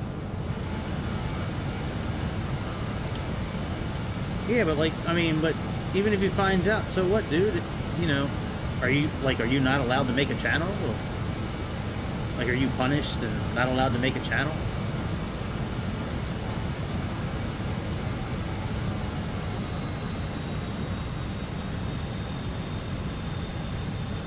Doesn't look like we're gonna, that the glide slope is actually working. Disconnected.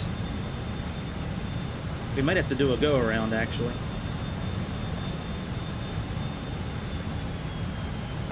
Unless I can get this down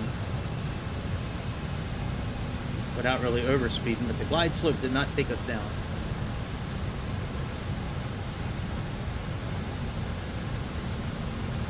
I'd rather not do a go around, but we might have to. Yeah. Well, nah, let's get down. Sink rate. Gotcha. Up. Pull up. Whoop, whoop, whoop, whoop. I know what I'm doing. Pull up. Pull I will. Pull up. I will. Pull up. I will. Pull up. Pull up. Pull up.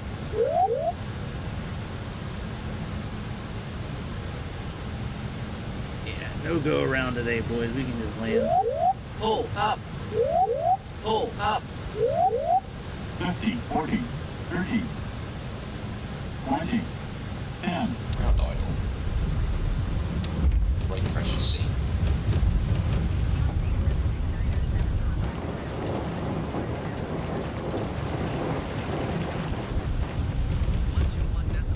QFA 729er 7. Goodbye. Not too bad.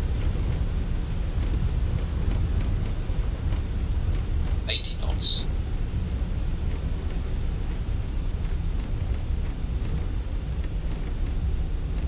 Editing videos, there's 60 knots. all right, hang on. I use this app. It's called CapCut.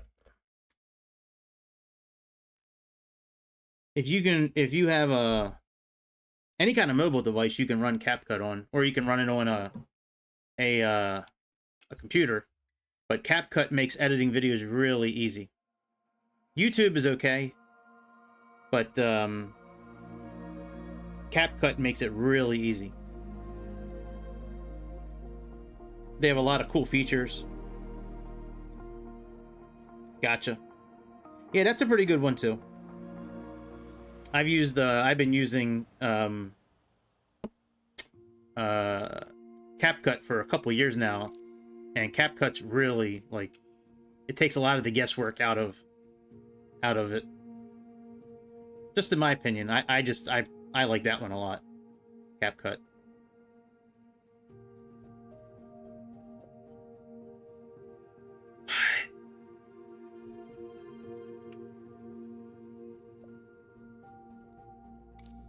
All right. We got Air TINDI, which is, I had no idea this was actually like a real plane, like a real company. All right, and it's TIN. Let me go back to charts. Let me pull in the flight plan that I made. All right, unload. All right, so TINDI is flight TIN 806. This is another real route.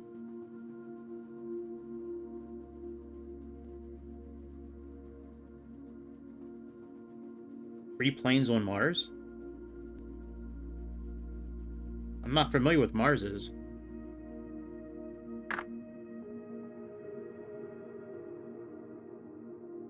If you're using like a PC for the simulator, there's probably a bunch of websites that are available. Oh,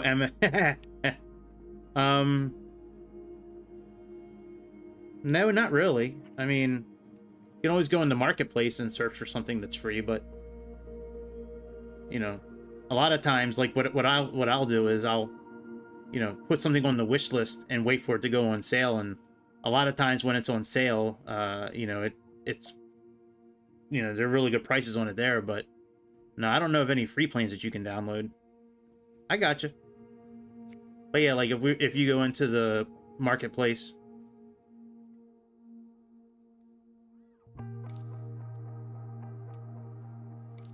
go here and click on free. Let me click on not owned. Yeah, it looks like the only free planes is the Pelican from Halo and the Orbis, but that Orbis, if I remember correct, that Orbis is not something you can fly. That's just the exterior. The Pelican, I think you can fly, but I don't know for sure. I've never tried it. I mean, there's a lot of free planes that come with the game. Unless there's a certain plane that you're looking for that, you know, you haven't been able to get yet. CYXE. If you're on PC, I know there's a website you can go to where you can download planes for free. I don't remember the name of the website. Maybe somebody in the chat, if you're familiar with it, you can plug it in. I'm not familiar with it, since I'm on Xbox here.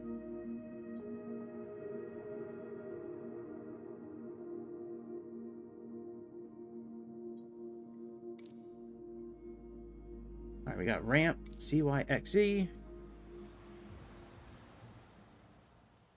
So this is a real flight that, now this flight took place like a week ago. The one I wanted to create, the airport does not exist on Microsoft Simulator. It's a really small little airport in, like the middle of Canada.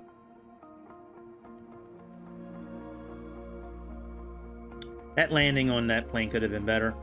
I wish I didn't have to, like, we should have just done a go around, to be honest. Like in real life, I'm sure they would have done a go around instead of like dropping as fast as we did, but I'm not sure why the glide slope didn't take us down. That's weird.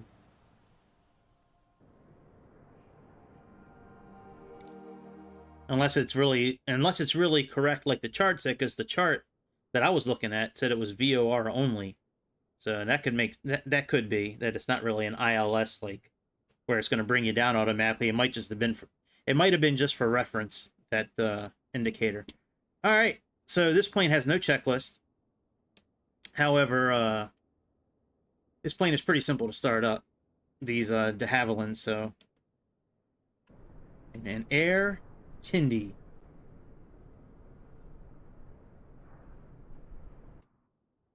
All right, let's see if there's any ground power at this airport.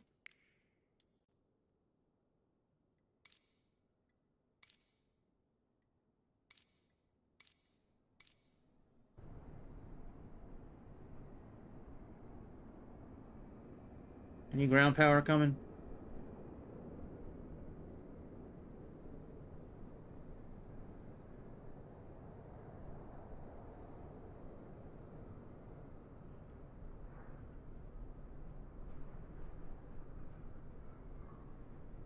No, I don't see any ground power on the way.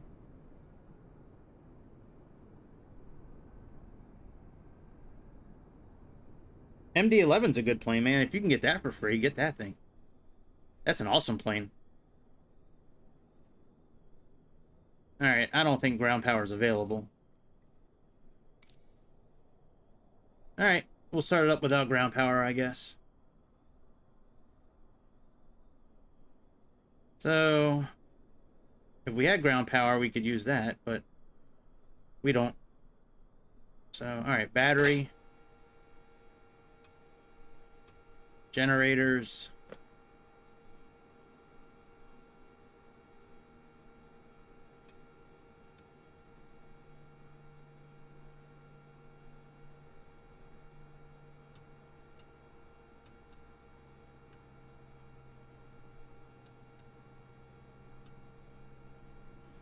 All right, let's put our fuel pumps on.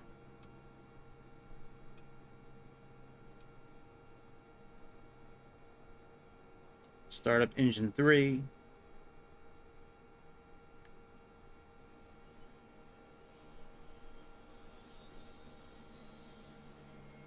Oh, wait a minute. Wait a minute, we might have power coming. Oh, I should have just been patient. All right, let me restart. King of restarts. Damn, we did have ground power on the way. All right.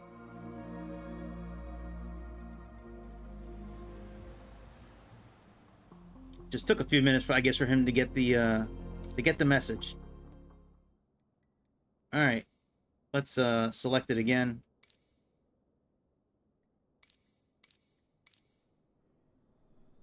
All right, this time we'll just hang out and chill.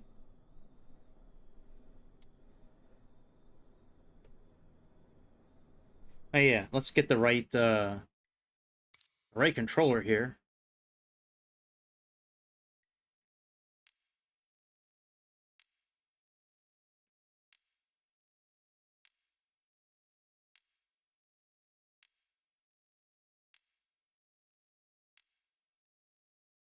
Come on. Jeez. There we go. All right, I probably have to set the... All right, condition lever. Very good. And this is... throttle.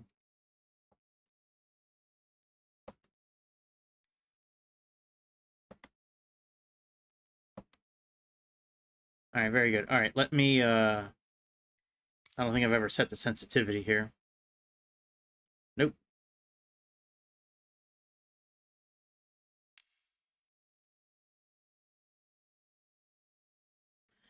Yeah, they have it from Inabuilds. I downloaded it because it was an April Fool's joke.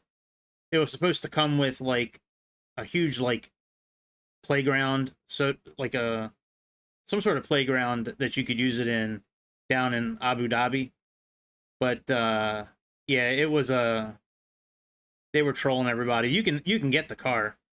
The car's pretty cool looking on the inside, but it's not really drivable. Like you can drive it on, you know, tarmacs and runways and things like that. I think it was like $5, I think. But I didn't you know, when I bought it, I didn't realize it was April 1st. So, like, I bought it and yeah. I wouldn't have bought it if I realized it was an April Fool's Day joke, but All right, that's done. All right, let's wait for our chariot of power to show up.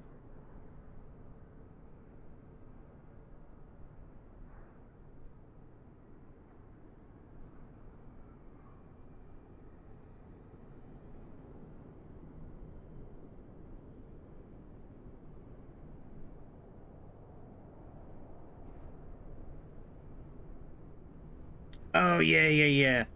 I never that car wasn't. I know which one you're talking about. Yeah, that car wasn't available on Xbox.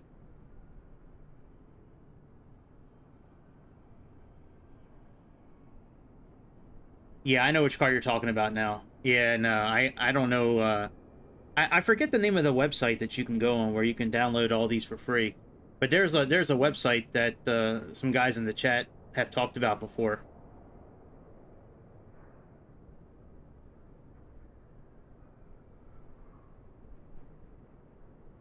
You know, you can go there and download really any plane that's available. You can go and download it. I think it's free. Like everything is free. But yeah, I don't remember the name of it offhand.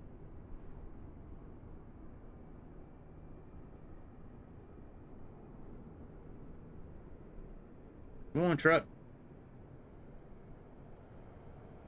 There we go. Yay, the truck's coming. Yay! Come on, truck.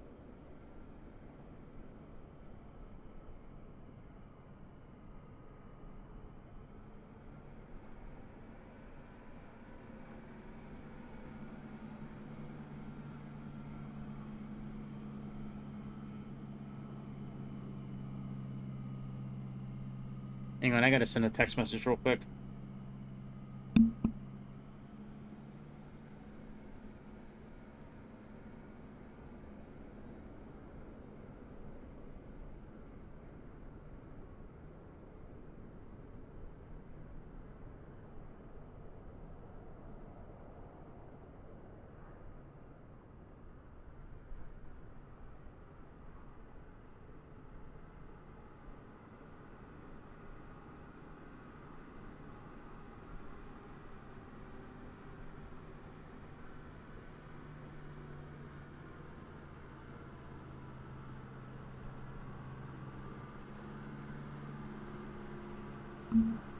No, I thought that was the power truck. Well, I'm gonna give it a couple more seconds. If this power truck doesn't show up, we'll just start it up with just the batteries.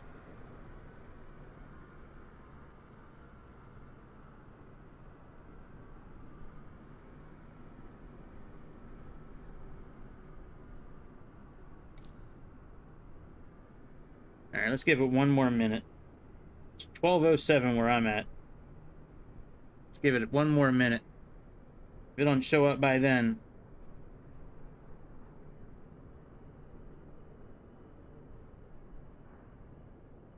doesn't show up by then, it'll probably, what'll happen again is probably put the batteries on. As soon as we put the batteries on and start up the engines, the power truck will show up.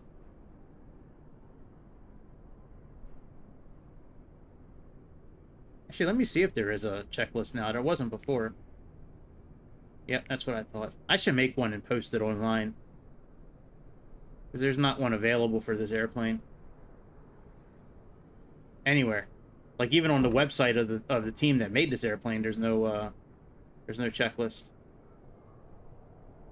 All right, whatever. All right, let's start the airplane up. So we got batteries. On. Left and right batteries on.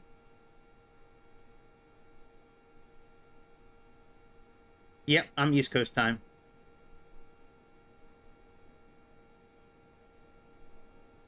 Alright, fasten seatbelts. Arm the emergency lights.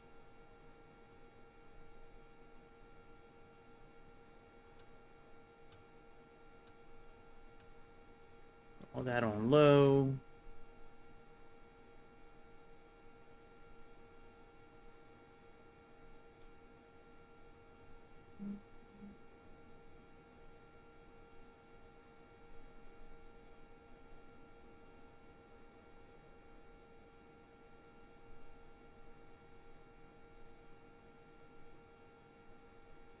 let's put our position lights on.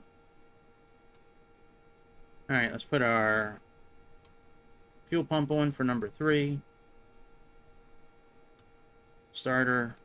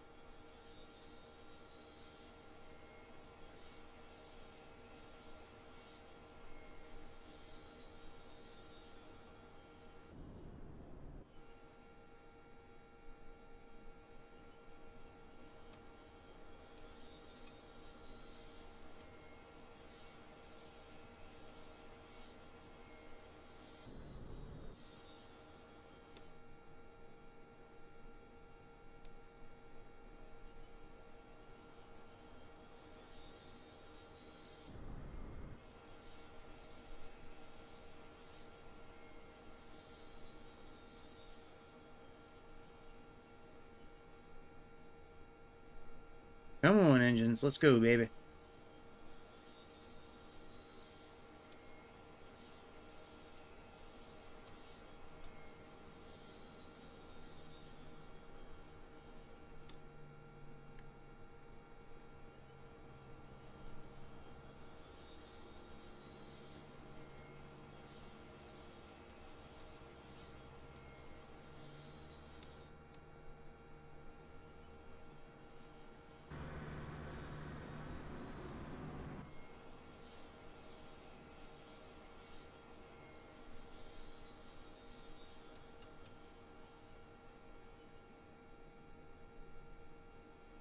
That's cool. What are you like in Canada or some part of America?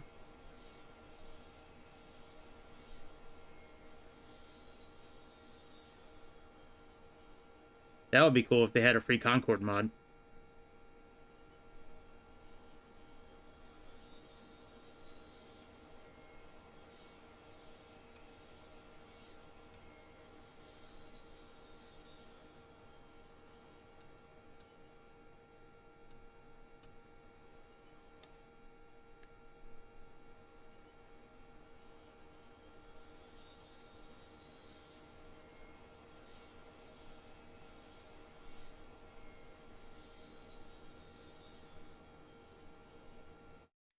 Alright, let me restart this one last time. Oh yeah, that's cool. My cousin lives in Indiana. He's a coach for a women's basketball team out there. College team. I don't remember what college, but yeah, he's out in Indiana too, man. He's been out there for a few years now.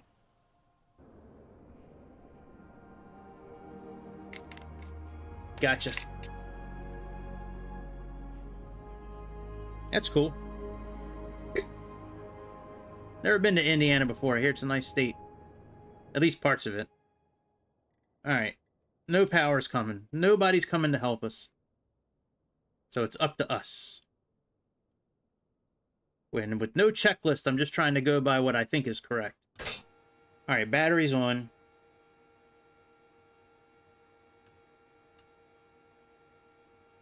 Alright, let's do those batteries on. Let's put our position lights on. Let's put this auxiliary pump on.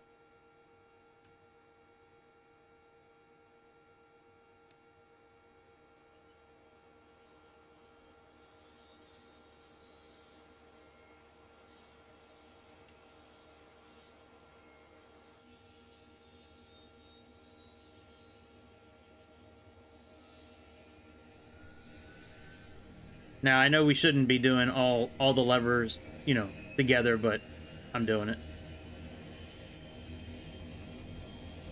Actually, maybe I won't. Let's pull these back, I guess.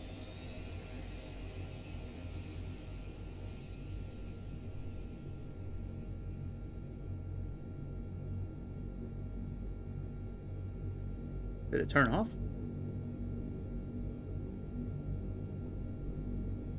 Nope, we're good. Alright, that's good. Let's go ahead and do number 3. I mean number 4.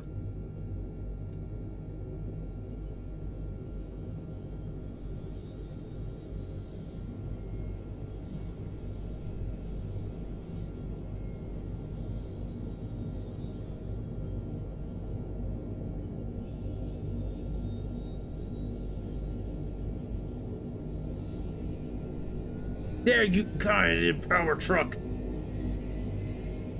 Thanks for nothing, buddy. What a letdown this airport is. I'm at to file a complaint.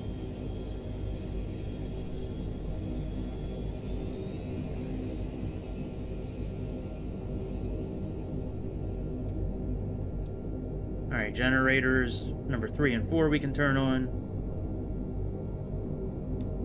Let's go now to number 2.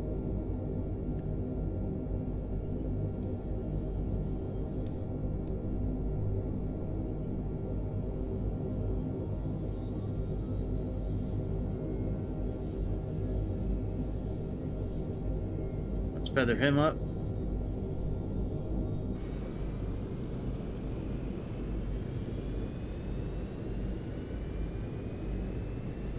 Oh man, the SU-57's back. Welcome back, buddy.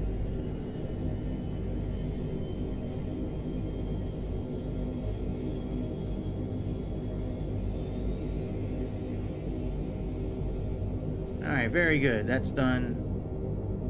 Let's put on a generator here and here. And now let's do engine number 1.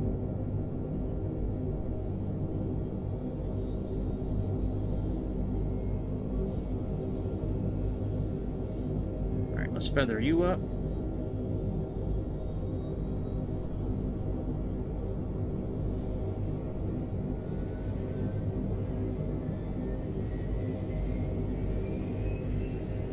Very good. Now let's put you there.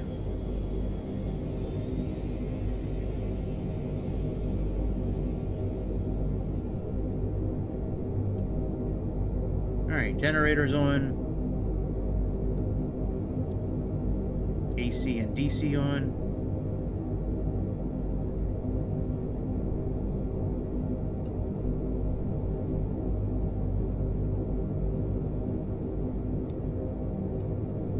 Alright, engines are on.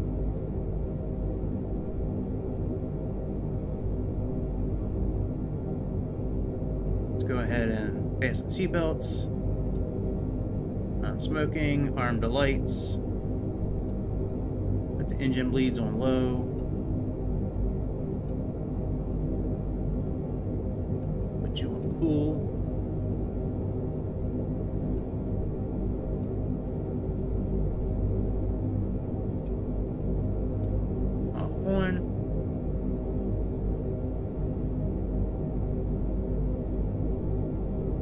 Pitot heat is on.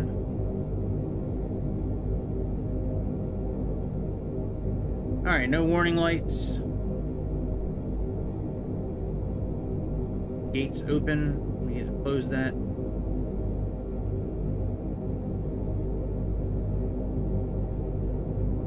So let's see, is that going to be...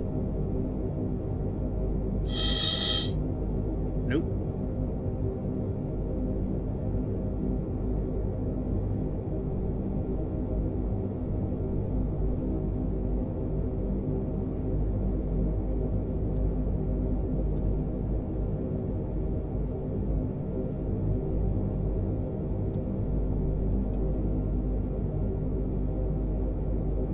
Gate open.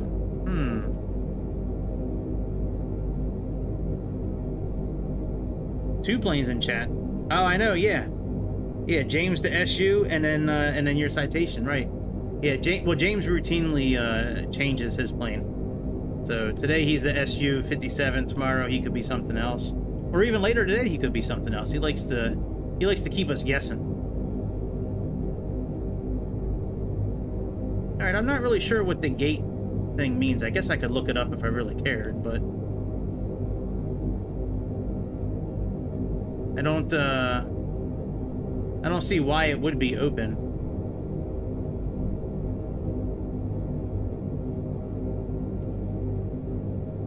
Or if it really has any effect.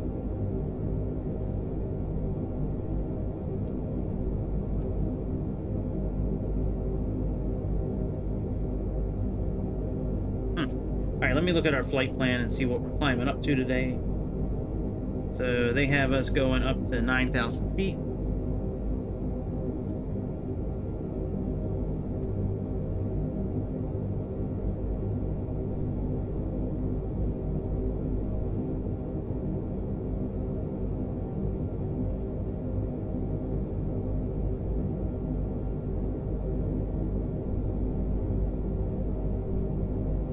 Actually, let me look this up real quick. The gate thing. Give me a second here.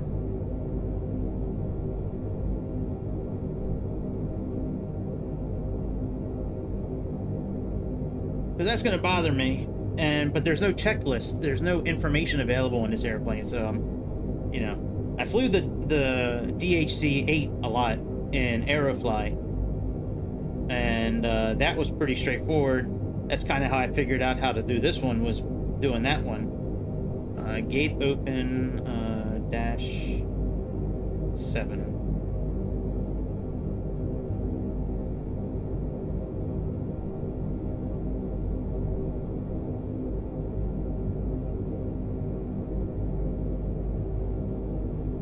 Position of the idle gate.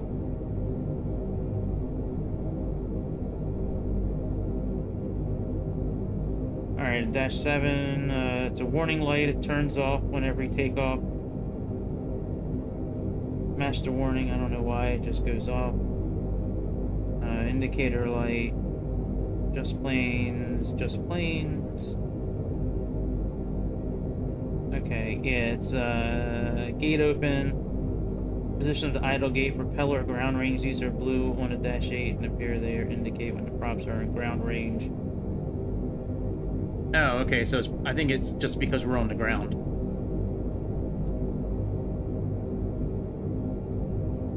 So, master spoiler.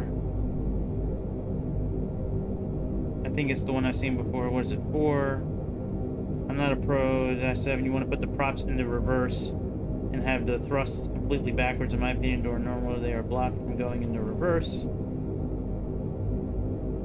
Nothing about it right on the gate. The gate is controlled by a computer which senses... Oh, it's the weight on wheels. I gotcha. Hey, what up, Banana Boy? What's happening, dude?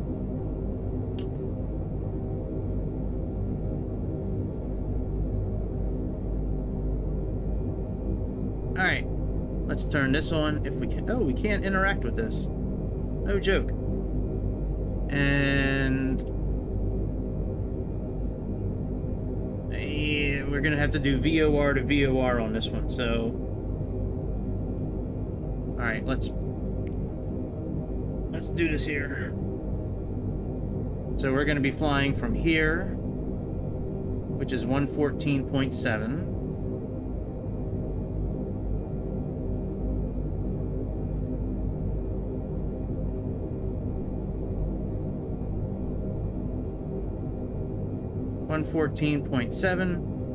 And we are going to be flying to up here, CYPA. So we have 113. That's going to be all right. Very good.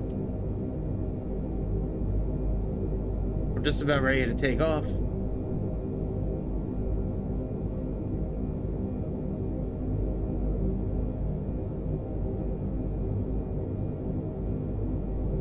Steering, we can't interact with that. Turn our console lights on. Stall warning. Circuit breaker, propeller. Okay, that's all good. Let's turn this on. Let's put this on nav 1. And we're going to want to be flying from a heading of... Come on, Navigraph. Work with me, baby. Work with me. We want to fly on a heading of 21. So let's put this on 21. But we're going to want to be flying from the 21 radial. No, we're going to be... no, we are flying from the 21 radial. Okay, so that's fine where it's set there. 21.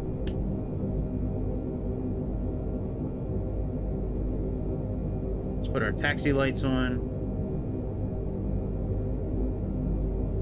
Let's put our flight director on.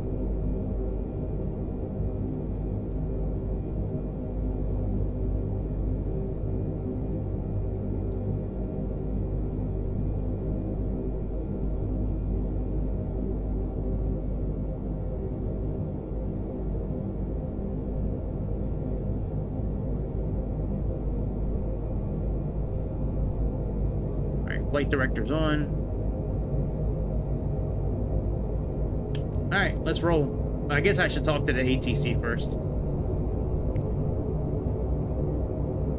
Man, I would love to be a pilot, but no. I have no plans to go to school for it, but I would love to be a pilot in real life. One day I would like to actually start trying to, you know, become one. But yeah, it's not in the plans right now.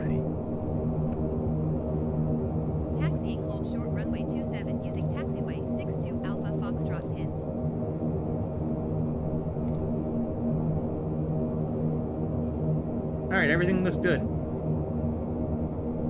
Everything is all set here. Everything is good there. We'll leave the pumps on until we take off.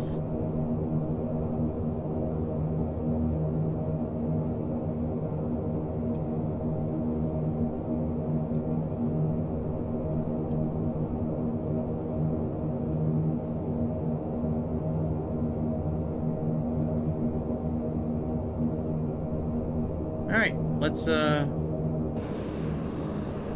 Let's remove the parking brake. Give it a little bit of throttle.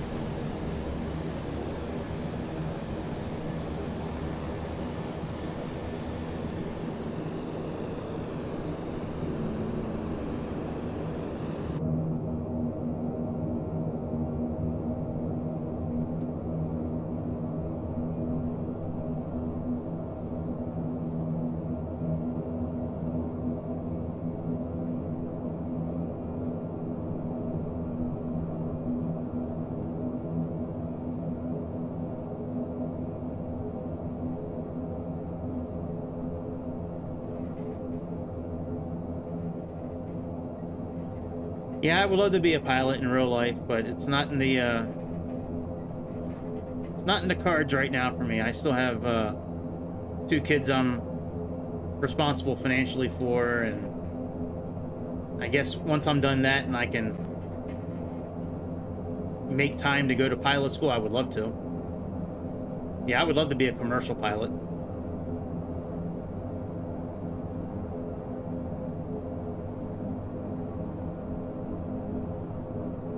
Alright, let's get our clearance for takeoff. Tower TIN ready at runway 27 straight out departure.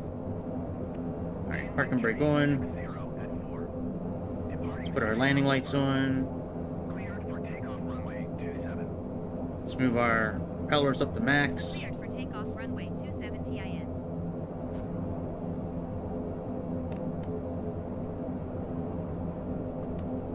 Move our flaps down for takeoff.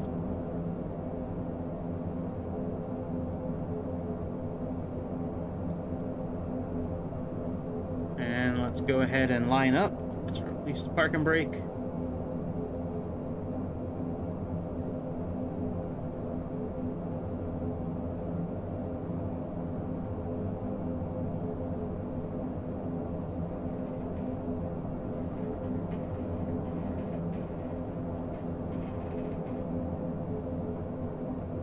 Alright, let's hold the brake here for a second.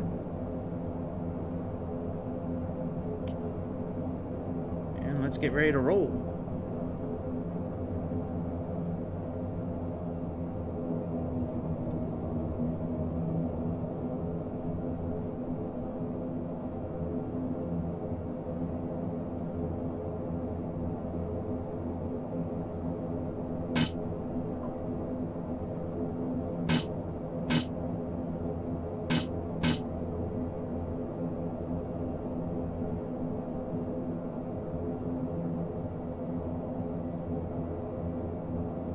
very good. You're up.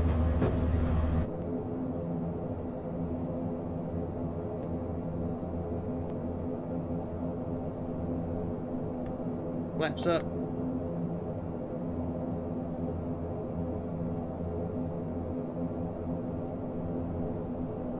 Let's make our turn to the north.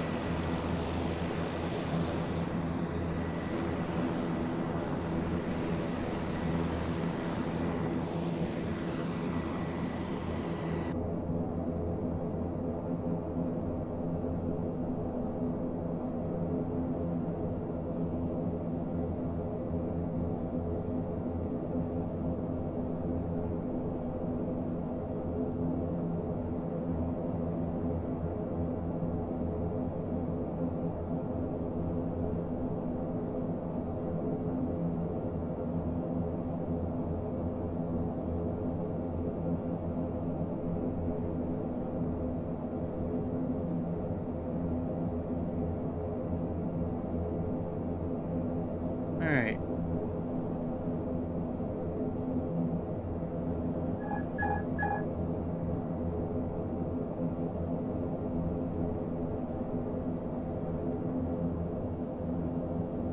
Let's go heading mode and IAS.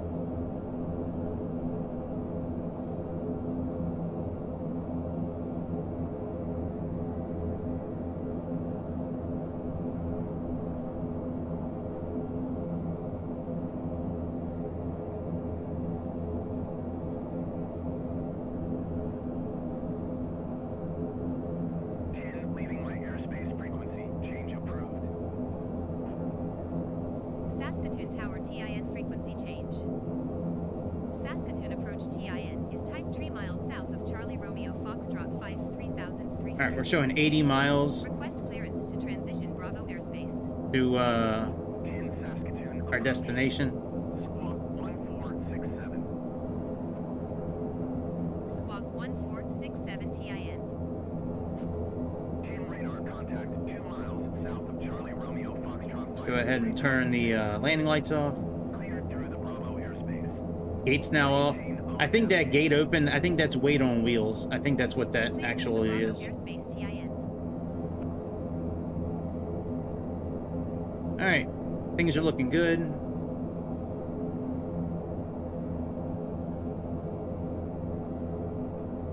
I think our prop's supposed to stay where it's at, if I remember correct, at least until we get up to altitude. We can turn the fuel pumps off now, the auxiliary pumps.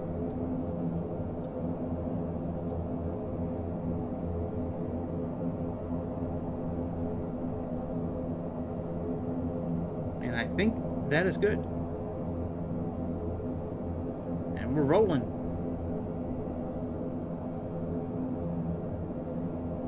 Yeah, they can.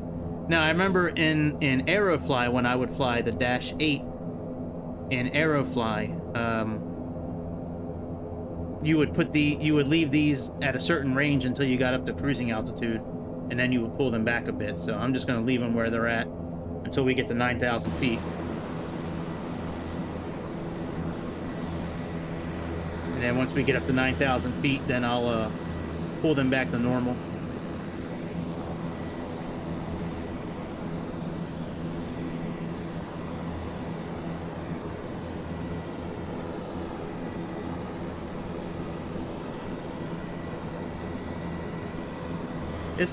This is really the first plane that I can remember where there's no checklist or any kind of info anywhere online. Like, there's no checklist here,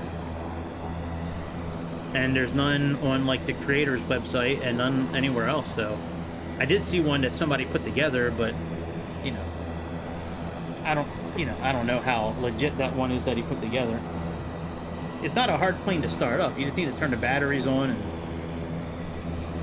if you have external power, certainly connect it, but if you don't, just turn the batteries on, put the auxiliary pumps on, and start turning the engines on at that point.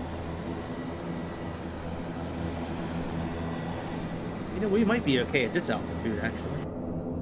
Let's plug in like 6,000.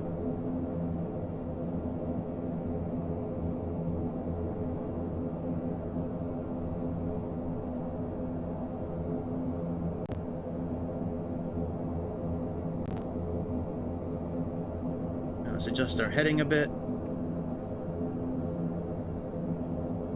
I don't know if we can go into nav from this far out. I don't know, we can't, because, well, you know what, there's a 2 flag here. So we might be able to click on nav. Let's see what happens. Let's see if it'll capture from this far out. Nope.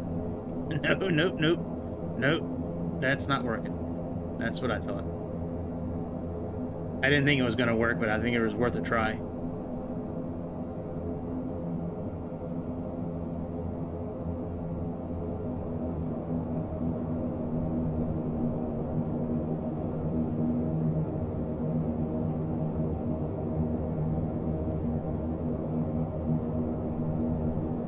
Come on, airplane. Don't do me dirty, bitch. Come on. Alright, let's just... How about you stick here for now?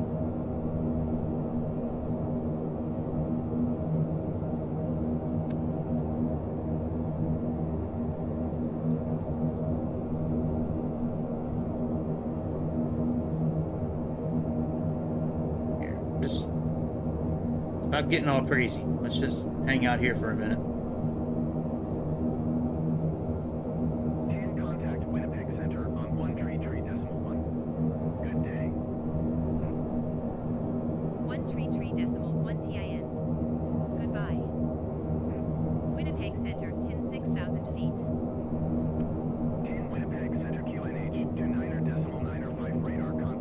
Dude, what is going on with these, with this plane, man? It's like, it's working real hard to get lined up again. I'm gonna get fired from this airline company, man. These, whoa, what the hell, man? All right, let's do this ourselves for a few minutes.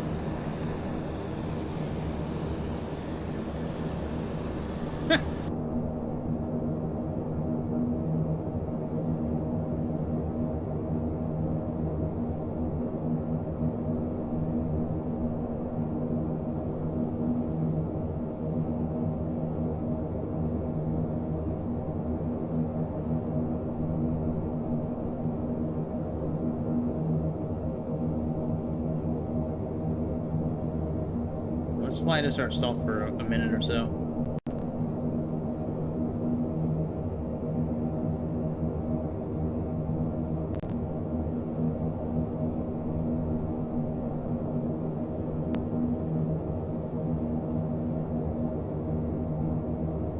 Alright, there we go. We got it.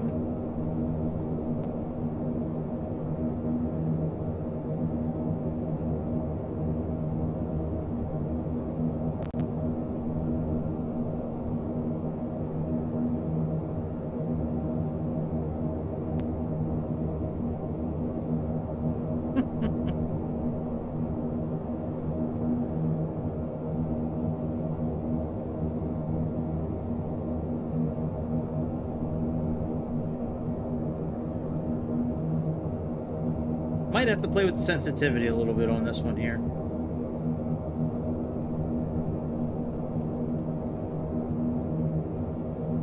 All right.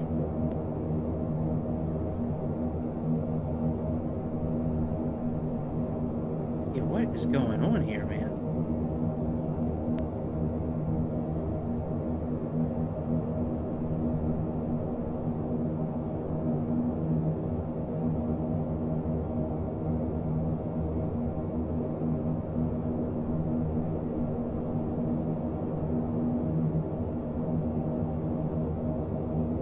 Why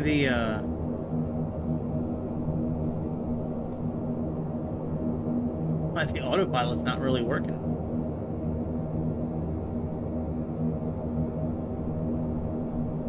Jesus.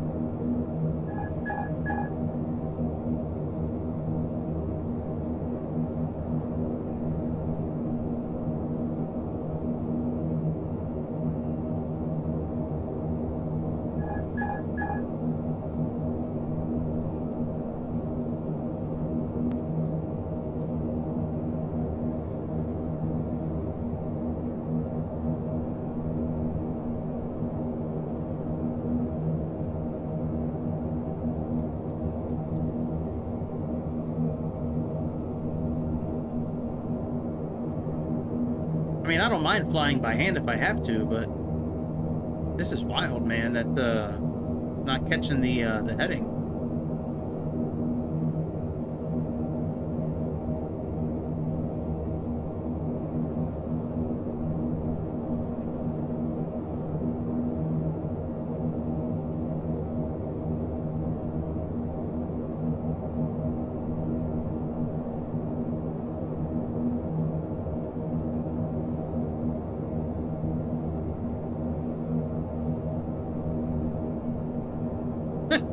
Look at the angle this thing is taking. My goodness.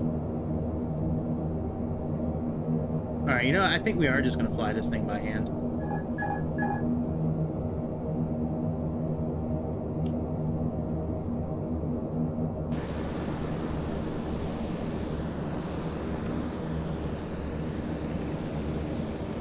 We'll just fly you by hand.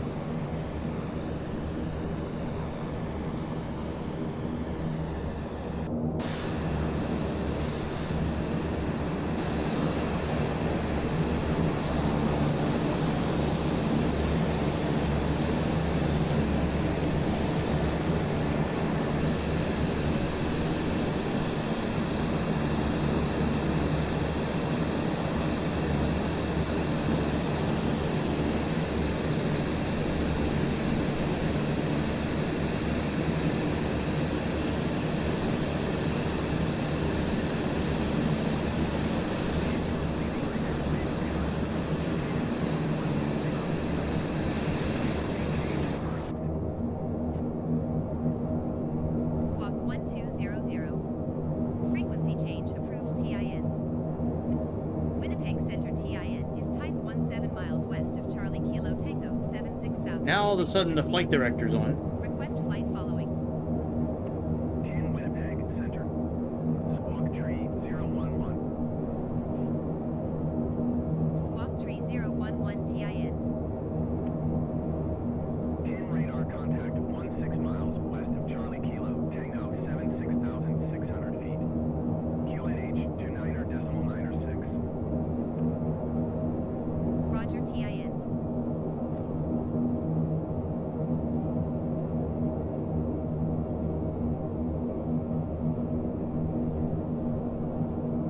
Yeah, this autopilot in this plane is absolute crap.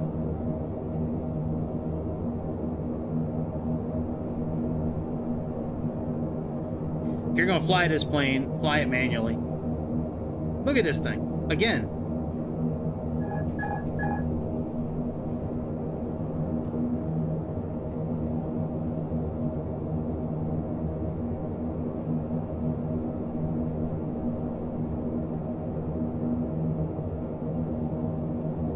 Maybe that's why there's no manual for this plane, is because they knew they put together such a terrible plane.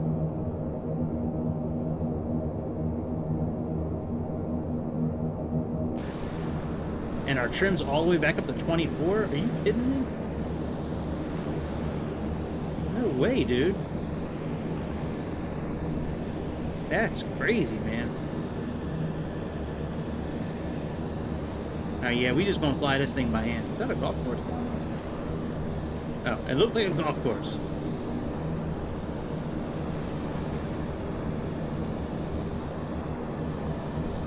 I believe that dot all the way up in the distance there, I believe that's where we're going.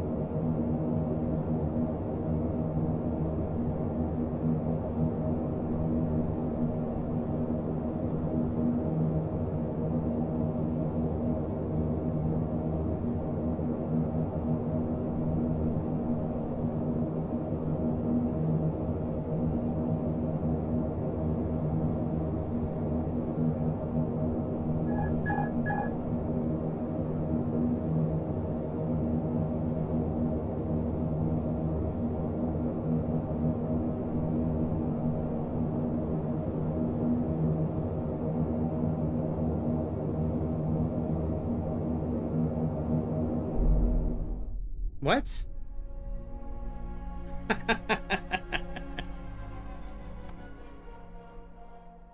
You gotta be shitting me. Alright, we'll try it one more time, and then I'm gonna call it a day with this plane.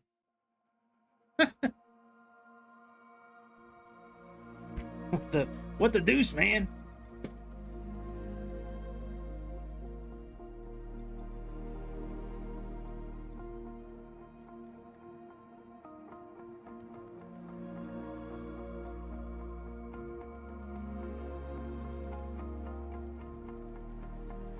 Jeez.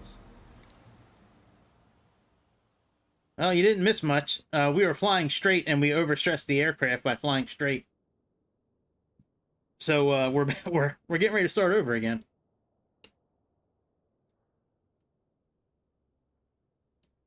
All right, let's go again. All right, battery,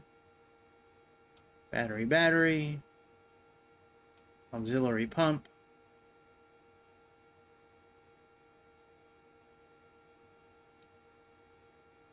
Put you guys up to feather. Put you on flight idle. All right, let's put you on number 3 again.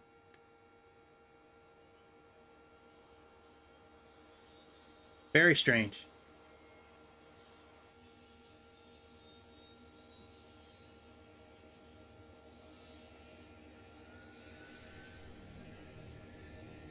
I'm thinking there's a reason why they never put out a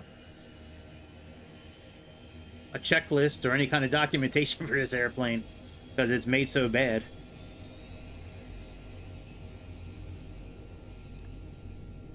All right, let's go number 4.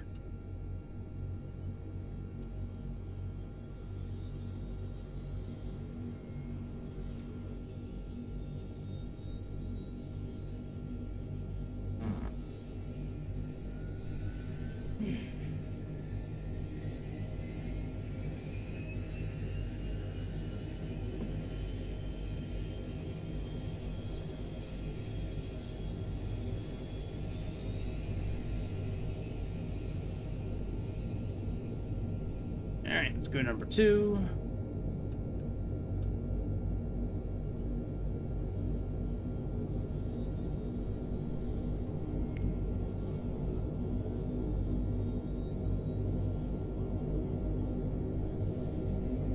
And this is 113.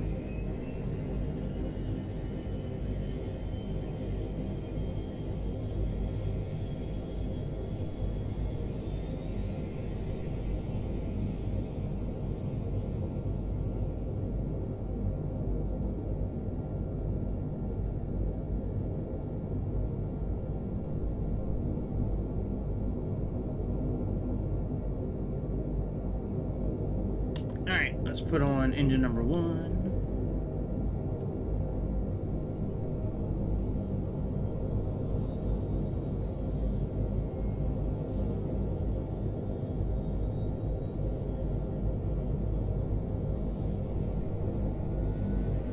Yep, nav 1.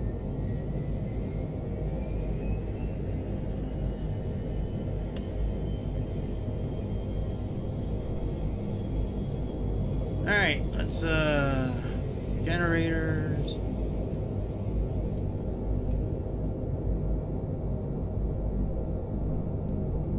Generators.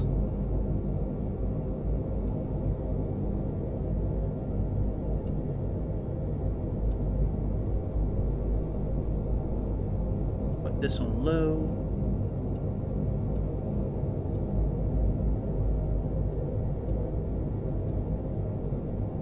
Heat. Alright, that's all good. Let's tune you up to, I guess, 5,000 feet again. Well, we'll do 6,000 again. Alright, let's get a runway again. Saskatoon ground TIN with India request taxi for takeoff departing straight out. Taxi 2 and hold short of runway 09er using taxiway 62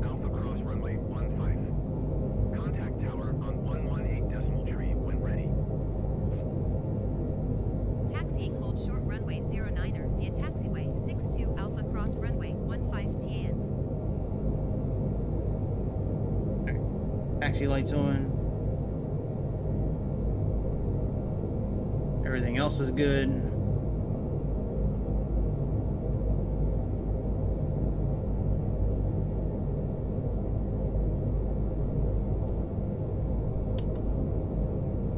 Let's put flaps down for takeoff. Takeoff trim is okay. All right, let's go taxi.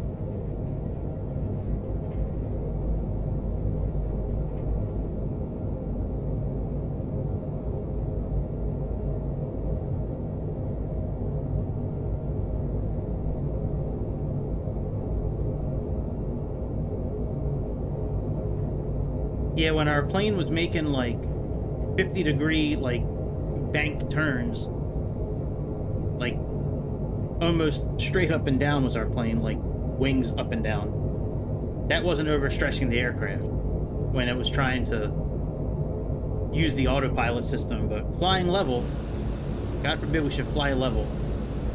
Flying level puts the flying level overstresses this aircraft.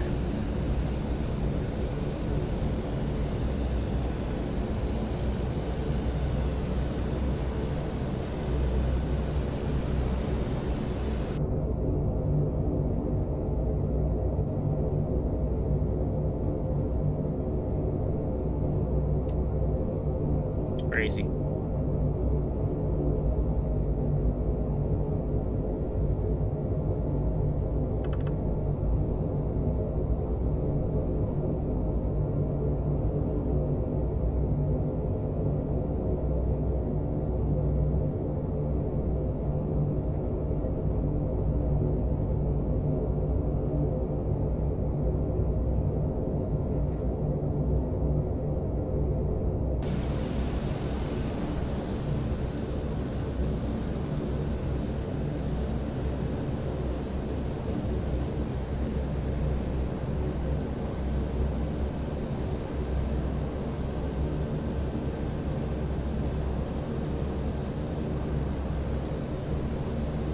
Should stop there, but we're good. We're just gonna keep on rolling.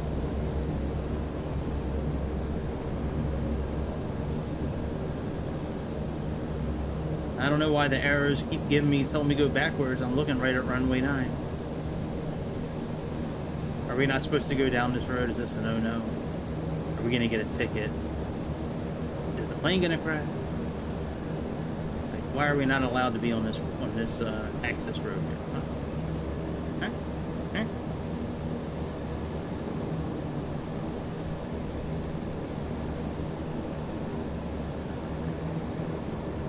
Yeah, I'm taking off on this runway whether you stop me or not. How about that?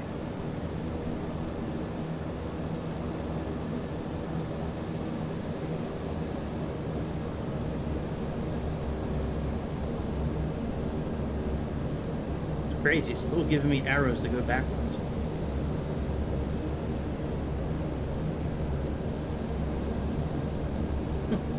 If you give me a good reason, I'll do it, but you're not giving me a good reason.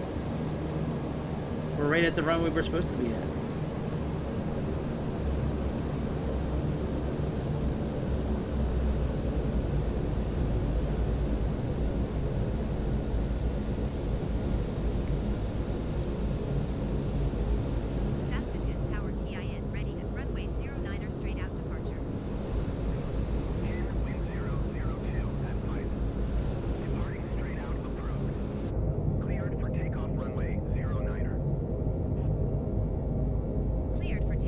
See, I told you.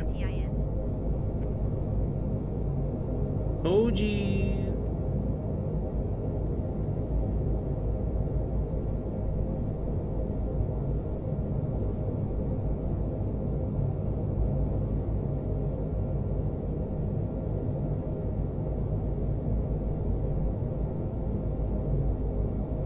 All right, 21. All right, lights for takeoff. Turn that off. Yep, I think we're good. Alright, let's release the parking brake. Put the propellers all the way up.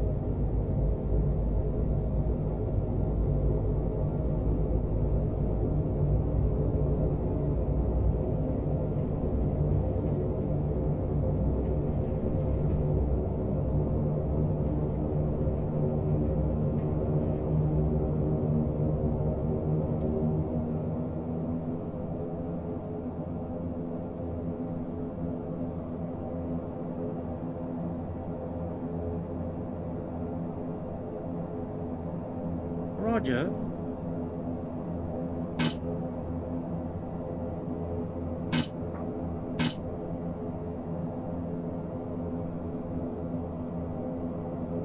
Alright, gear up.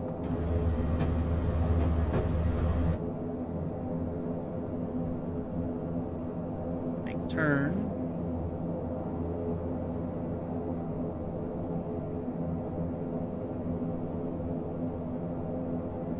Flaps up. Our flight director on now. Now that's working. Before that didn't want to work, but it's okay. It's working now.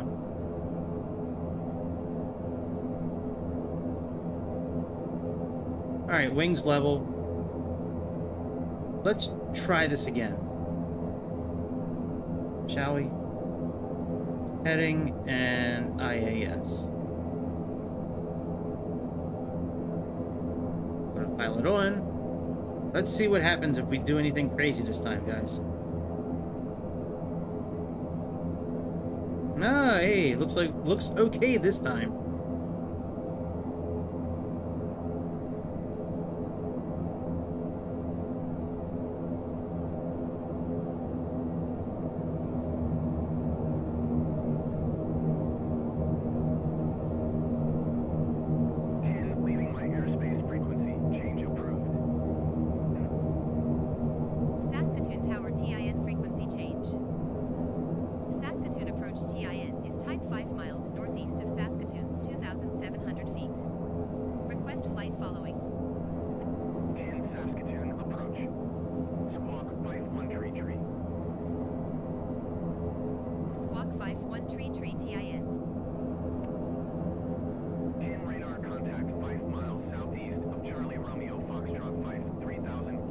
We got 78 miles into our airport. Roger, TIN. Turn our landing lights off. TIN. Request clearance to transition Bravo Airspace. 10 Saskatoon approach. Cleared through the Bravo airspace. 2996. Cleared through Bravo Airspace, TIN.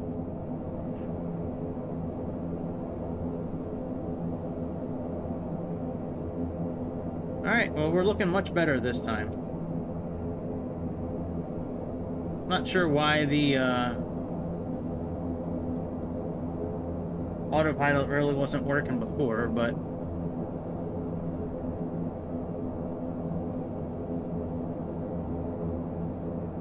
it's working now.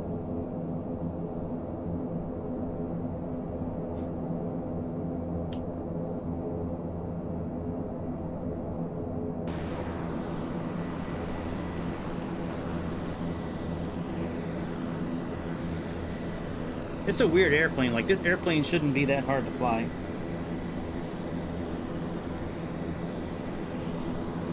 It's just a propeller plane. It's not like it's... I mean, it's not overly complicated. I don't know why it wasn't working before.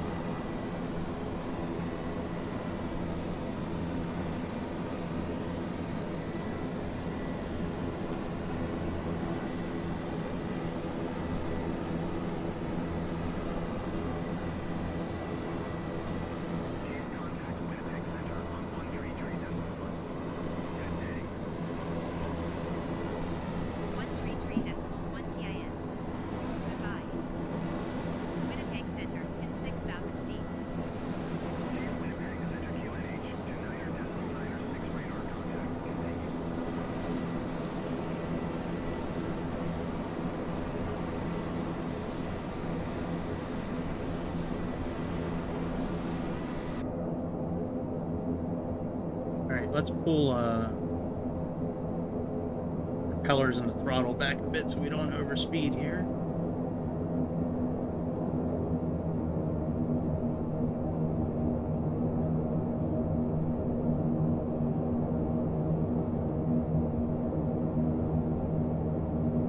Got about 60 miles left.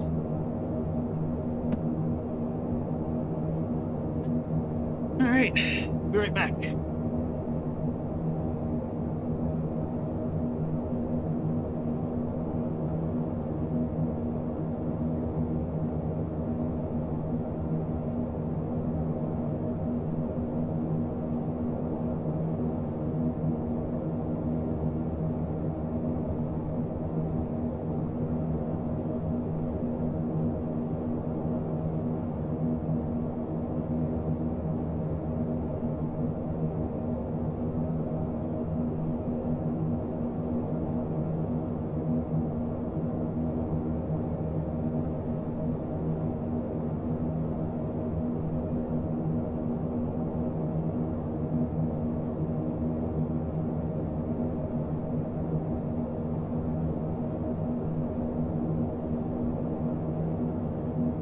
Easy old airplane. All right, speed's okay now.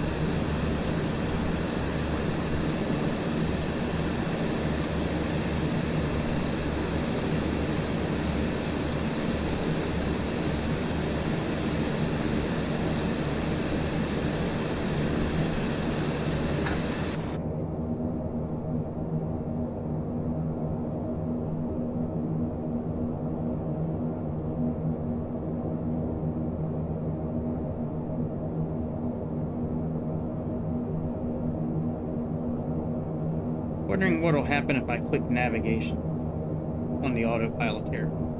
Is that gonna throw us off again like it did last time? Is that gonna throw us off again?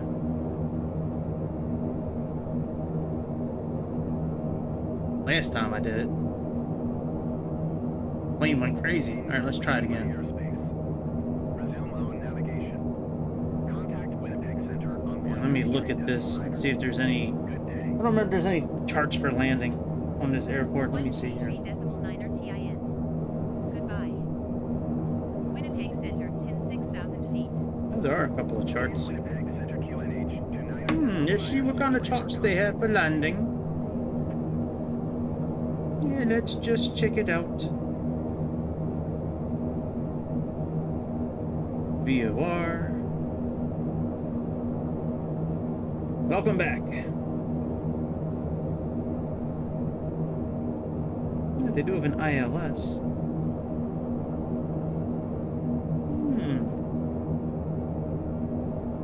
An ILS for YPA. Alright.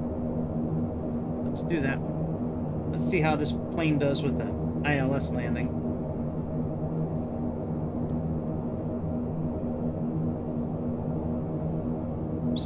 110.3 is the frequency.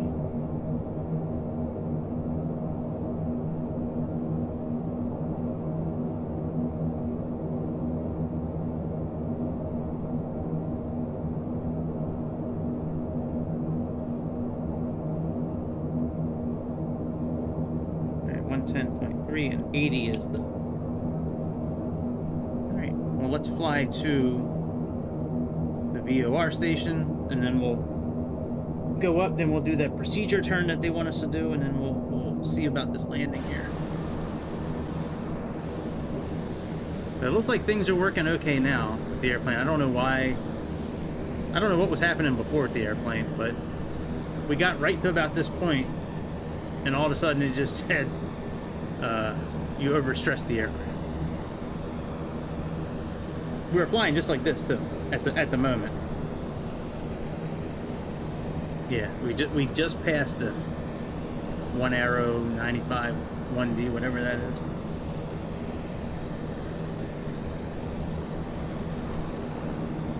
Man, this is a real remote part of Canada. I don't know. Anyway, I mean, like, who lives up this way? This is super remote.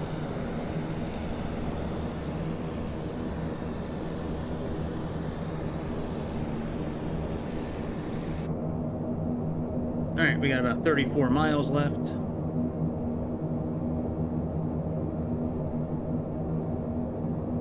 I wonder if we can contact oh, wait a minute. Is that VOR? No. We'll do that instead of navigation. Let's see if we can contact...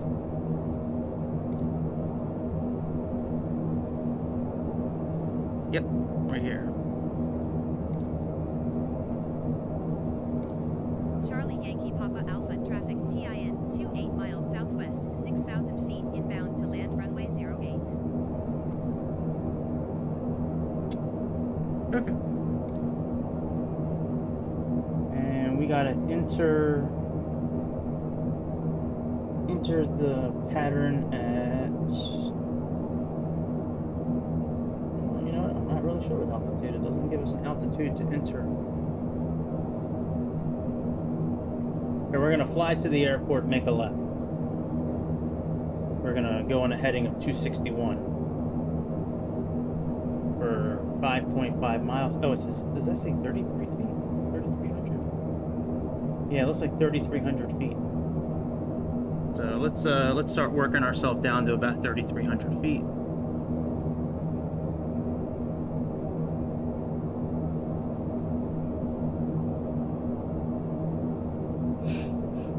And we have 27 miles. We can wait a little bit to do that. Let's wait maybe 15 miles or so to do it. That's only going to take 5 miles, maybe 7 miles to get down.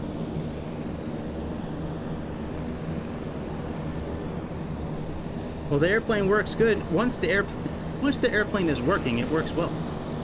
I don't know what the hell was going on with it before, but the autopilot wasn't working. Heading, like, nothing was really working.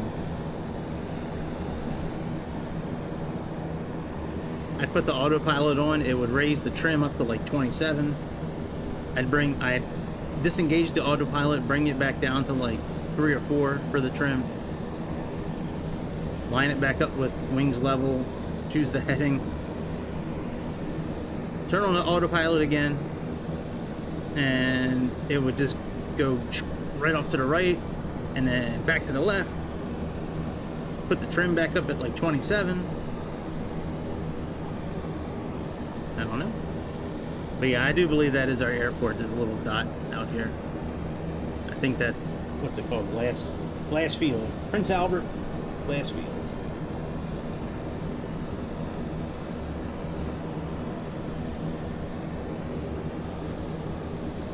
Well, you turn it on in the settings, and you can turn on the name tags so you can see like everybody that's flying around.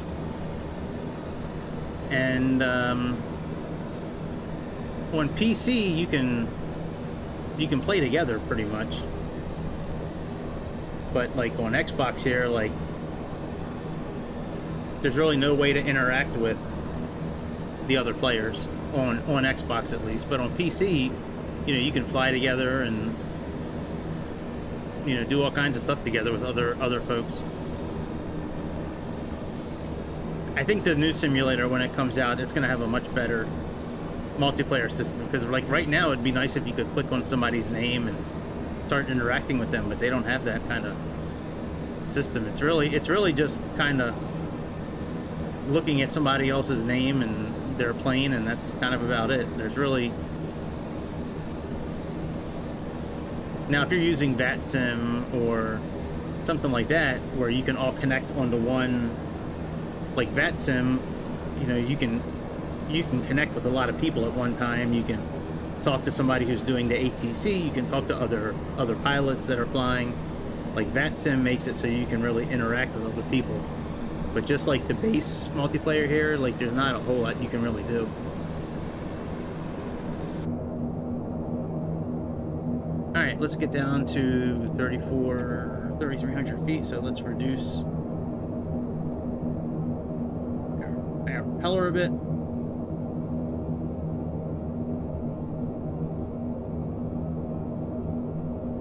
Click, wait a couple of seconds. Let's get down below, a little bit below 200. There we go. Now let's click IAS. And now this thing will descend depending on the angle of descent, depends on the power of our propellers. The faster we make our propellers, the less it'll descend. If you want to descend more quickly, you just pull your power back a bit. The plane's going down, trying to keep that airspeed that we chose. So the less power the engines have, the farther it's got to angle down to get to that speed.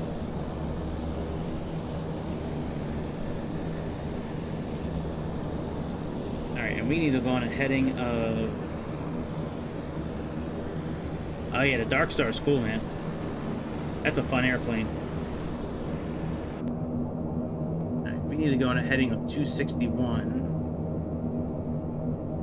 when we do wind up getting control of our airplane again. That would be roughly about...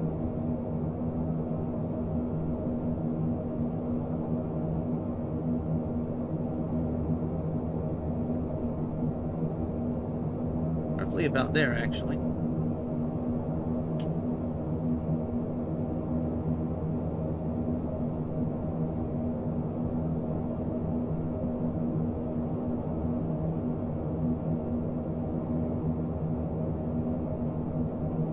And we're going to fly 5.5 miles, make a turn to 305 for 1 minute, and then turn back around.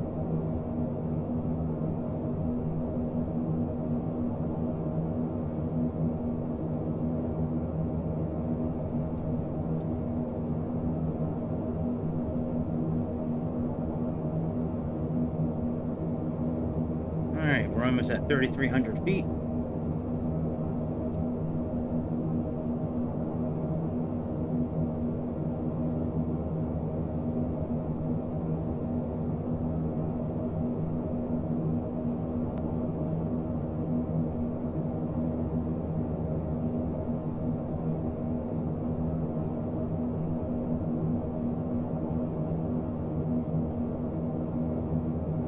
All right, we're about 3 miles, just under 3 miles out now. So let's click, let's get down to 2 miles, and then we're gonna click on heading.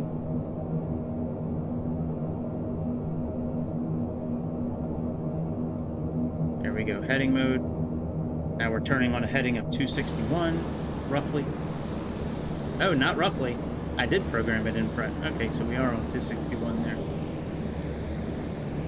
And now we need to turn... We need to put our course on 80.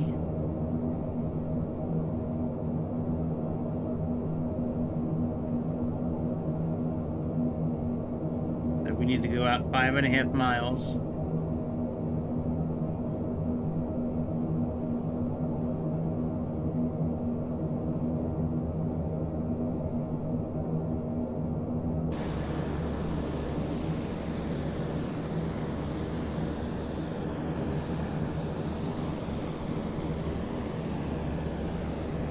About 5.5 miles.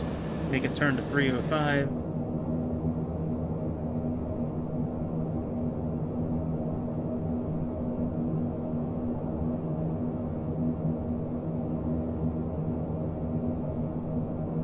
Let's flip our frequencies. Alright, our flag showed up for the glide slope. We're above the capture point right now.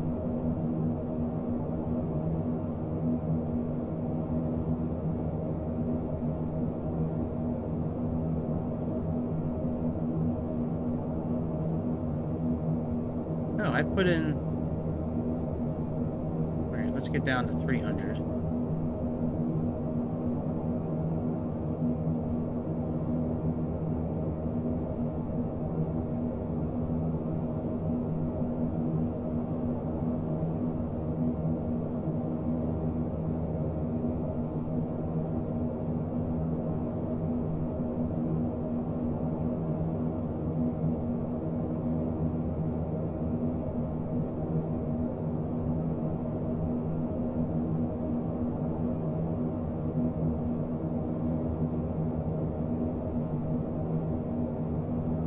Alright, let's get down to about 3,000 feet.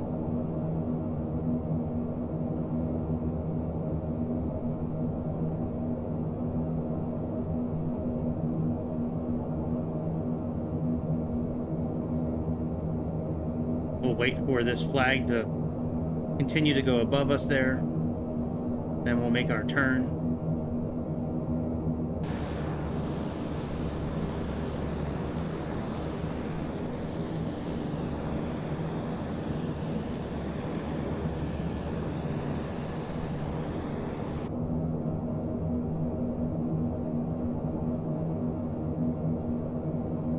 Alright, let's go to heading of 305.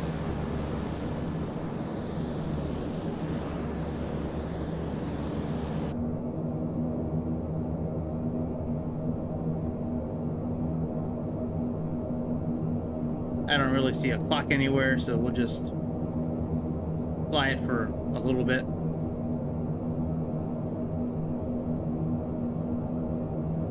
And then we'll turn back around.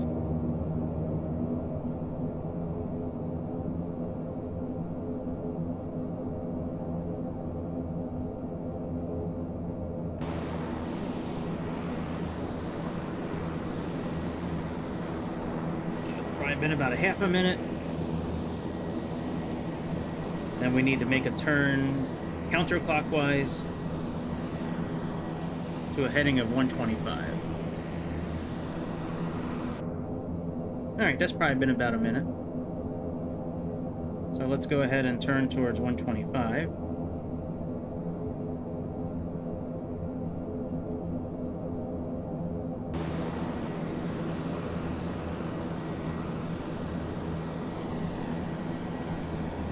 Do the turn to heading a little bit at a time. Sometimes if you turn to heading too much, it gets confused and it tries to go back the other way.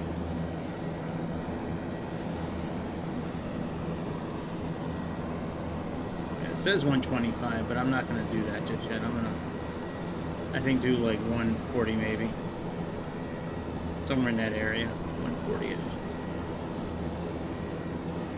That way we have time to capture the localizer and then also capture the glide slope at the same time.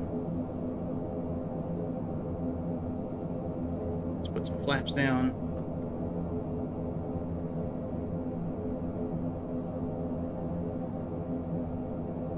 And we are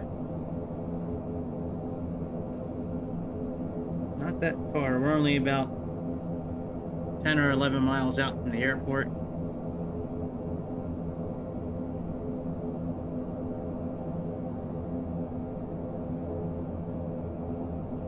Alright, let's turn towards the localizer. Let's click approach.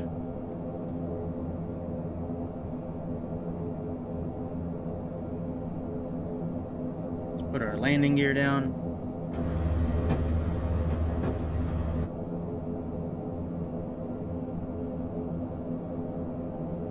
Approach. We can click approach because the glide slope flag is here. If the glide slope flag is not in your display, clicking approach usually does nothing. It sometimes may arm the glide slope, but usually it won't if there's no flag.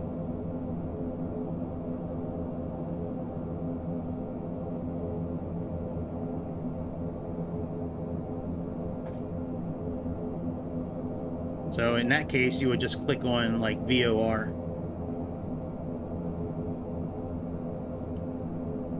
And then once the flag shows up, then you can click approach.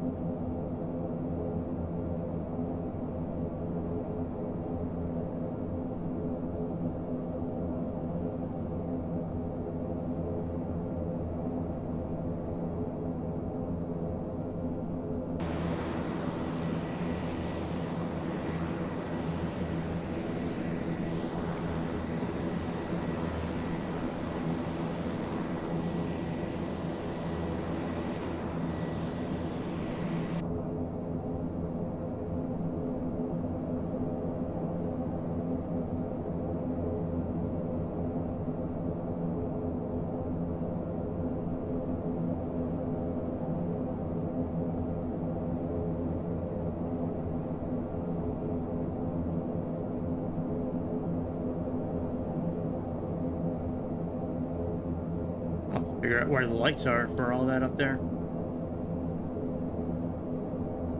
We'll do that another time.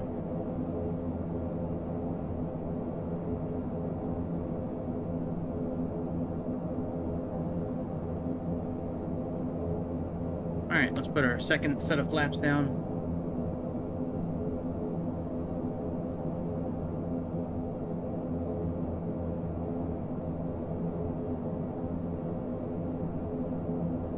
I'm thinking this plane needs to land somewhere around 80 to 90 knots is kind of what I'm thinking. Definitely around 100, maybe a little bit less. Alright, the glide slope's getting ready to capture, which is going to help with our speed as well.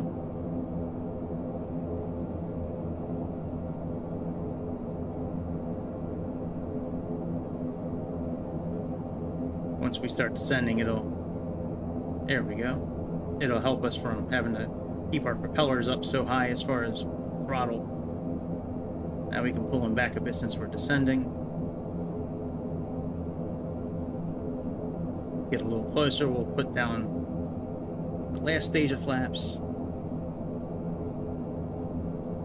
Yeah, I do not know where the rest of the lighting buttons are in here. I'll have to play with this and figure it out.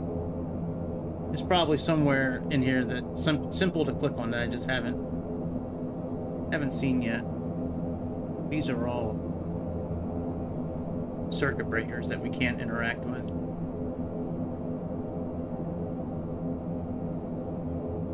Oh well. Alright, almost ready to go flaps full.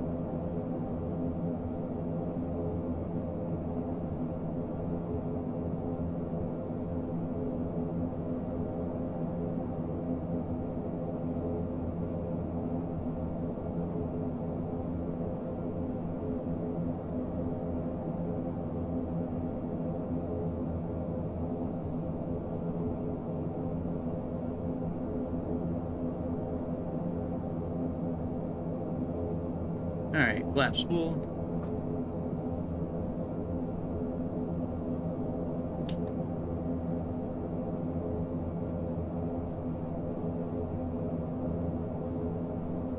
Go ahead and remove the autopilot. Could have let the plane land itself, but that's no fun. Where's the fun in that?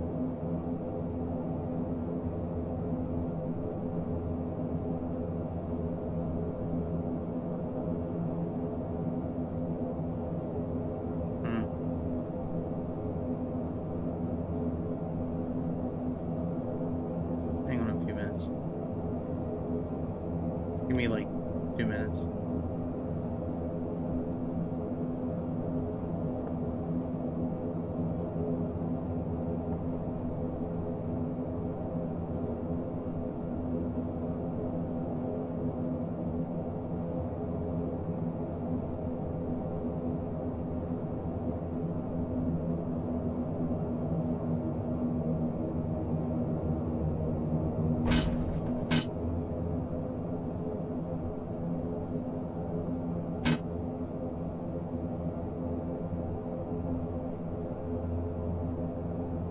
It's a weird sound. I didn't realize we were on the ground.